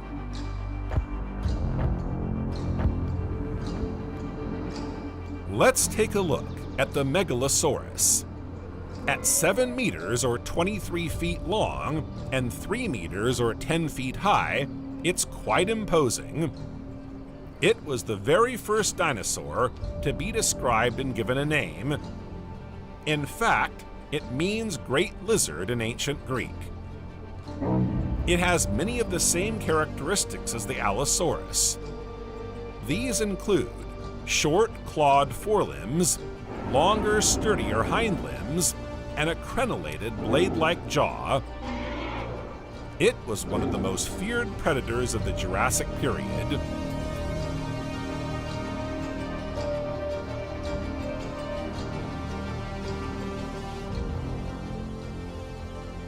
In another genre, there are also dromaeosaurs, which began to emerge very slowly in the Jurassic, but would become more widely established in the Cretaceous. This time, we're dealing with a medium-sized carnivore. Its distinctive feature is that it is covered in feathers. At least that's what the latest research has revealed about it. It shares many characteristics with primitive birds. Body shape, feathers, legs, and the famous claw on the second finger are just some of the bird-like features.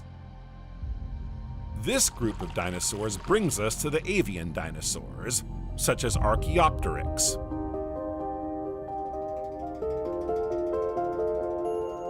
Archaeopteryx is another type of feathered dinosaur.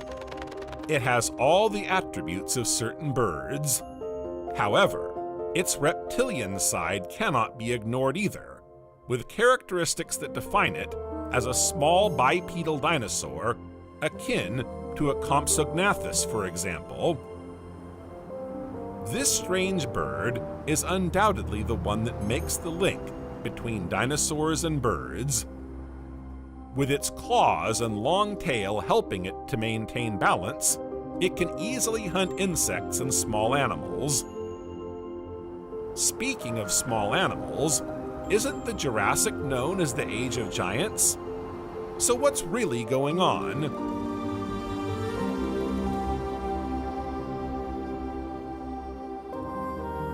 If we look at the fossils of the largest known dinosaurs, a certain number can be placed in the Cretaceous period rather than the Jurassic. So why do we refer to the Jurassic as the Age of Giants? Is it a linguistic error? Misinformation? A popular misconception? No. The Jurassic can indeed be recognized as the era of the giants. The huge, long-necked sauropods were very numerous during this period, with a wide variety of species, justifying the term Era of the Giants. Let's go and meet them.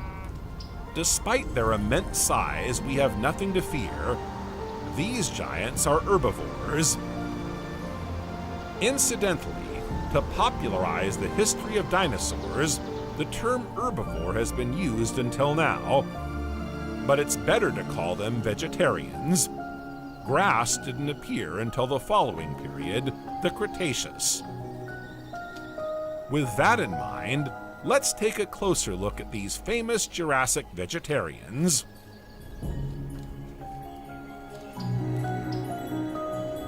The first one we're going to meet is a Diplodocus. According to scientific estimates, Diplodocus halorum measured 30 meters or 100 feet and weighed 24 tons. Its neck is almost 6 meters or 20 feet long, enabling it to reach food inaccessible to many herbivorous dinosaurs. It can reach the tops of trees, such as conifers, but it can also extend its neck and feed on aquatic marsh plants or horsetail beds. Its extremely long tail is also very useful. Made up of 80 caudal vertebrae, it acts as a counterweight, but can also be a powerful deterrent to predators. According to a hypothesis put forward by certain paleontologists, this massive tail also plays a role in courtship. To demonstrate their power, males would slam this giant whip to the ground. They estimated that the noise generated during these parades could have reached 200 decibels, a sound more powerful than a plane taking off at less than 100 meters or 330 feet. Diplodocus shares its territory with other gigantic animals, such as Bothria spondylus, another Jurassic mastodon classified as a sauropod, measuring almost 20 meters or 66 feet long.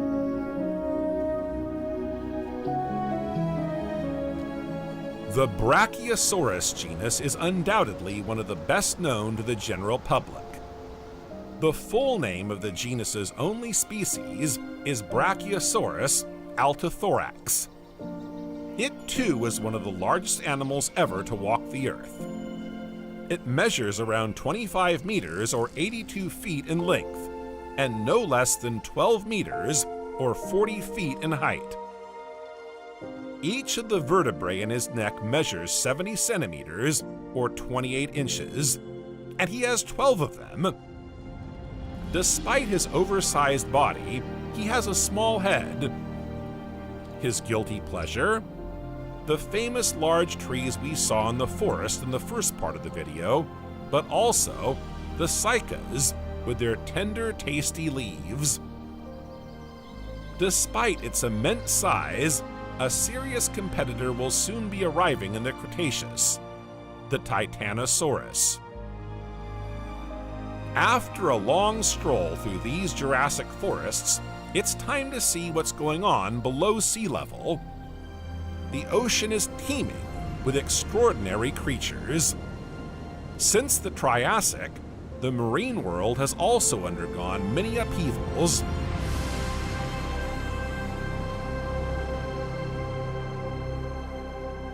At first glance, terrestrial fauna is rich and diverse. But what about underwater life? Is underwater life also flourishing? Let's find out.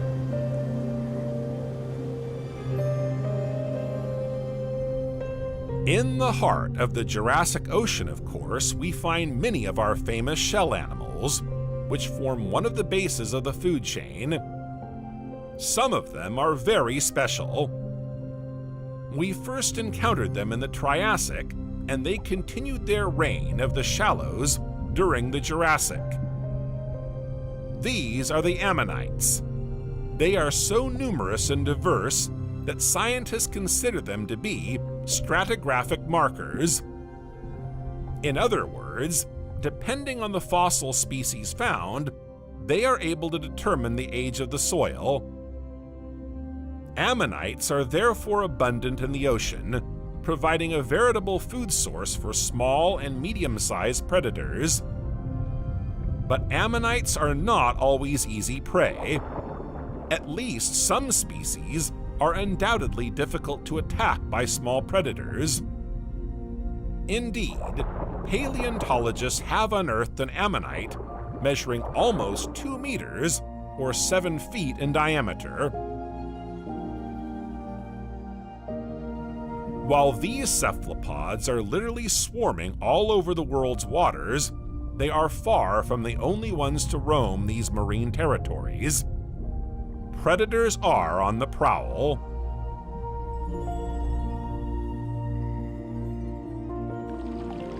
In the Triassic, we were able to see some great marine reptiles, such as the Nothosaurus. Unfortunately for them, despite their impressive power, they were unable to survive the crisis that marked the end of this period. The majority of the marine reptiles at the time, such as Hooposuchians and Thalattosaurians, suffered the same fate. Only one group managed to defy the climatic changes and geological obstacles imposed by nature during and after the Triassic crisis. It's the ichthyosaurs. Thanks to the latest discoveries by paleontologists, we now know that these marine reptiles were warm-blooded animals and that they gave birth to their young in the open sea. Skeletons of embryonic ichthyosaurs have been found inside the bodies of adult individuals, sometimes even in a position indicating that they were ready to give birth. Their size varied greatly from species to species.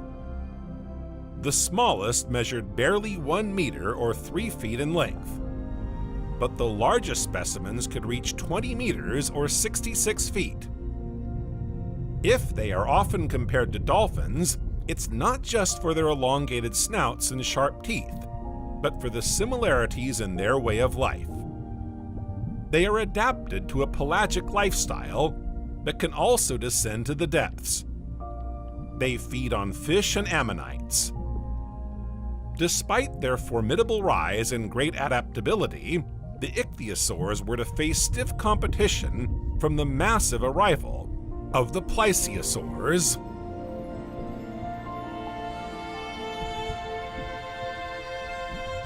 Plesiosaurs were another major group to emerge in the Triassic, completing the large family of Jurassic marine superpredators.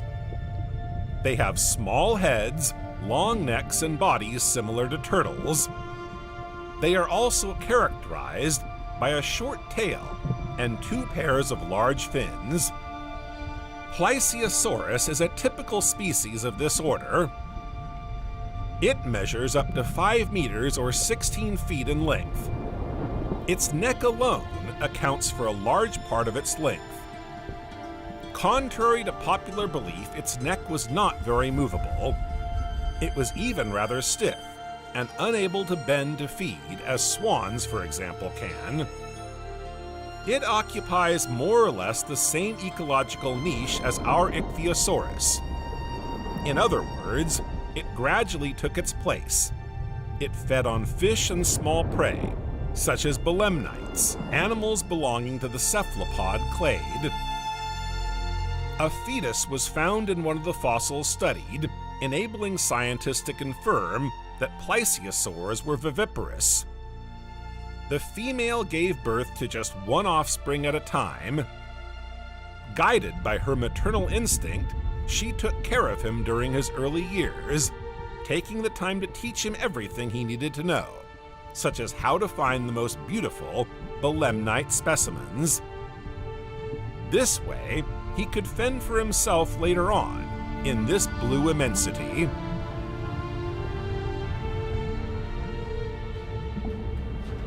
The Pliosaurus is another of the most ferocious marine reptiles found in waters all over the world. It even terrorizes other marine reptiles, such as our Ichthyosaurus. Its jaws, armed with 130 sharp teeth, are enough to make the ocean tremble with fear. Long and razor-sharp, they kill with 1 clean stroke. Its size is matched by its formidable dentition. It could reach 13 meters or 43 feet in length. Its swimming legs, 4 powerful limbs, propel it at high speed so that it can charge at its victims. The Pliosaurus is rightly nicknamed the T-Rex of the seas. Pliosaurs aren't the only ones to conquer the ocean. Crocodiles are also taking to the sea.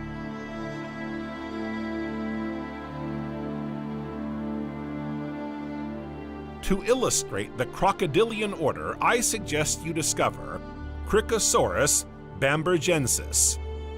It lives in shallow seas, particularly near archipelagos, where it finds everything it needs to survive. Contrary to the image we have of crocodiles, whose ancestor it is, it shares some similarities with other aquatic animals, such as dolphins. In particular, it has a caudal fin and limbs that are more akin to swimming legs than to functional legs for terrestrial mobility. Rather voracious, reactive, and fast, it doesn't hesitate to pounce on squid or fish.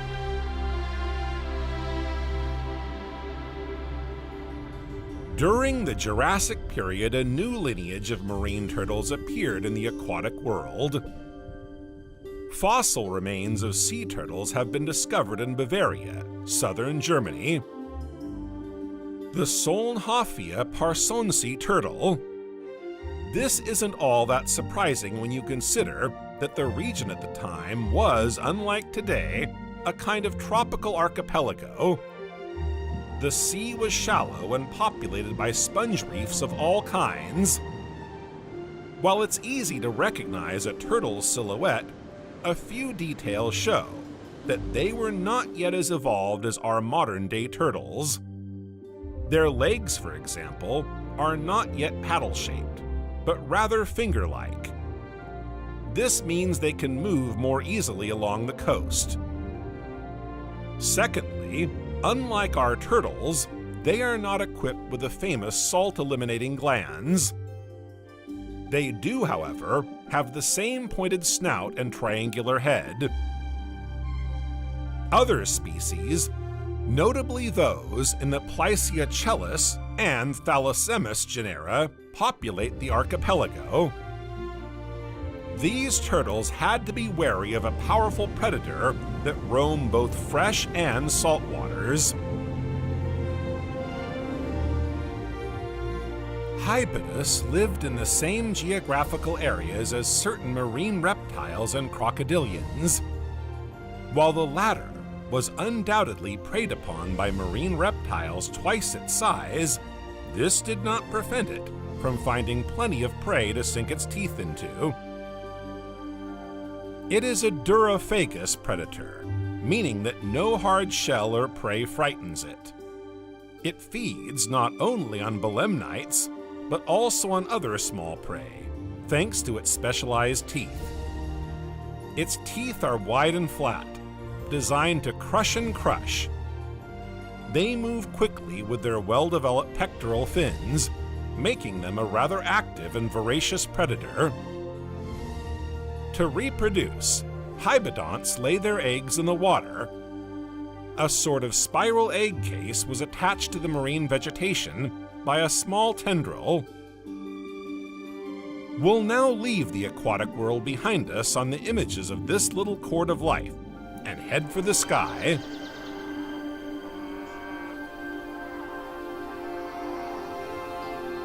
As we already saw when we looked at the Triassic period, the wide diversification of insects and their growing population in the forest heights, as well as the presence of large predators on the ground, favored the expansion of flying lizards. During the Triassic period, one of the first groups of pterosaurs, the rhamphorhynchids, appeared. Small in size, they were still quite primitive. But the Jurassic changed all that and shook things up a bit among these sky gods. Whereas in the Triassic we could admire Eudimophodon with a wingspan of around 1 meter, by the Jurassic, species such as Rhamphorhynchus with a wingspan of 2 meters or 7 feet were appearing. But it's far from the only one to roam the skies. One of the largest Jurassic pterosaurs is Dirkgiakonath with a wingspan of 3 meters or 10 feet. The Middle Jurassic also saw the emergence of a new family of pterosaurs. They are called pterodactyls. They can be distinguished from the more primitive pterosaurs by their shorter tails, absent fifth toes, and fewer teeth. They are generally smaller than our previous pterosaur specimens. Their average wingspan varies up to 1 meter or 3 feet in length, but some reached a wingspan of 3 meters or 10 feet in the Jurassic. These carnivores feed on fish, but also on small land animals on occasion. To help them in their predatory task, they are equipped with 90 small, fine, conical teeth. Large numbers of pterosaurs appeared in the Jurassic period. Although species diversified and developed even more widely in the Cretaceous, it is clear that they were beginning to make their mark on the Jurassic sky. If the pterosaur branch is diversifying to such an extent, it's because numerous niches among the sky gods are taking shape. To find their place, they had to adapt to their environment according to their needs. Pterosaurs come in all diets. Insectivores, of course, but also piscivores, filter feeders, and duraphages in the marine world, and carnivores, herbivores, and omnivores on the mainland. There are also changes on land, with new small mammalian animals.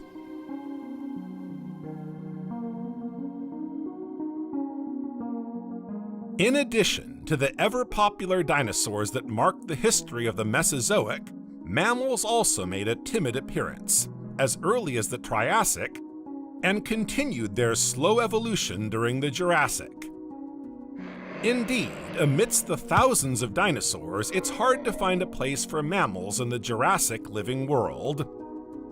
Nevertheless, mammals did not give up. Biological crisis or lack of adaptation, vacancies are forming in certain environments. One man's misfortune is another man's gain. These ecological niches were soon exploited by newcomers. During the Triassic, in the center of Pangea, the climate was rather dry, but following the breakup of Pangea, the climate became hot and humid. As a result, vegetation flourished, and as we've seen several times, lush jungles soon covered a large part of the land, benefiting a large number of animals: dinosaurs, reptiles, pterosaurs, but not only. Some species will adapt and take advantage of this particular environment to occupy a tropical and arboreal environment. These include small, arboreal animals such as the Shenshu and Jianshu genera, and mammals.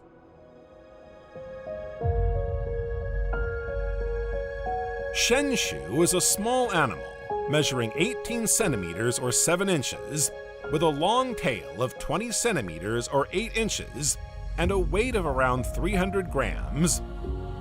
Its prehensile tail is one of the features that led paleontologists to classify it as an arboreal animal.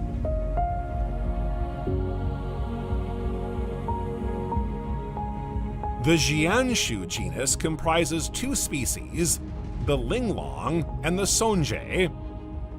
They differ from the Shenshao genus despite some similarities. The first incisor is distinctly smaller in Jianshu, and it also has ovoid molars. Measuring around 20 centimeters or 8 inches long, it weighs just 40 grams, according to scientific estimates. Linglong is slightly larger, weighing around 80 grams.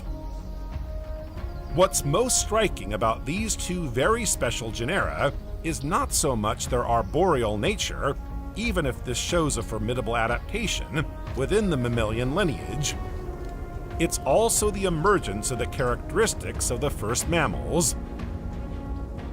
In addition to their dentition, notably the mandibular joint characteristic of the mammalian clade, we can also see by observing their fossils that the skeleton has 3 very specific bones in the middle ear. This means they were equipped with eardrums, which transformed air vibrations into sound. This shows that mammals are able to establish themselves over the long term by occupying specific ecological niches, diversifying, adapting, and evolving.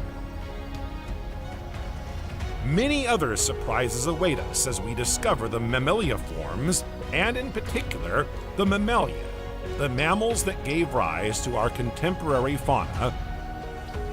But that's another story, another period, another journey. See you in the Cretaceous to find out.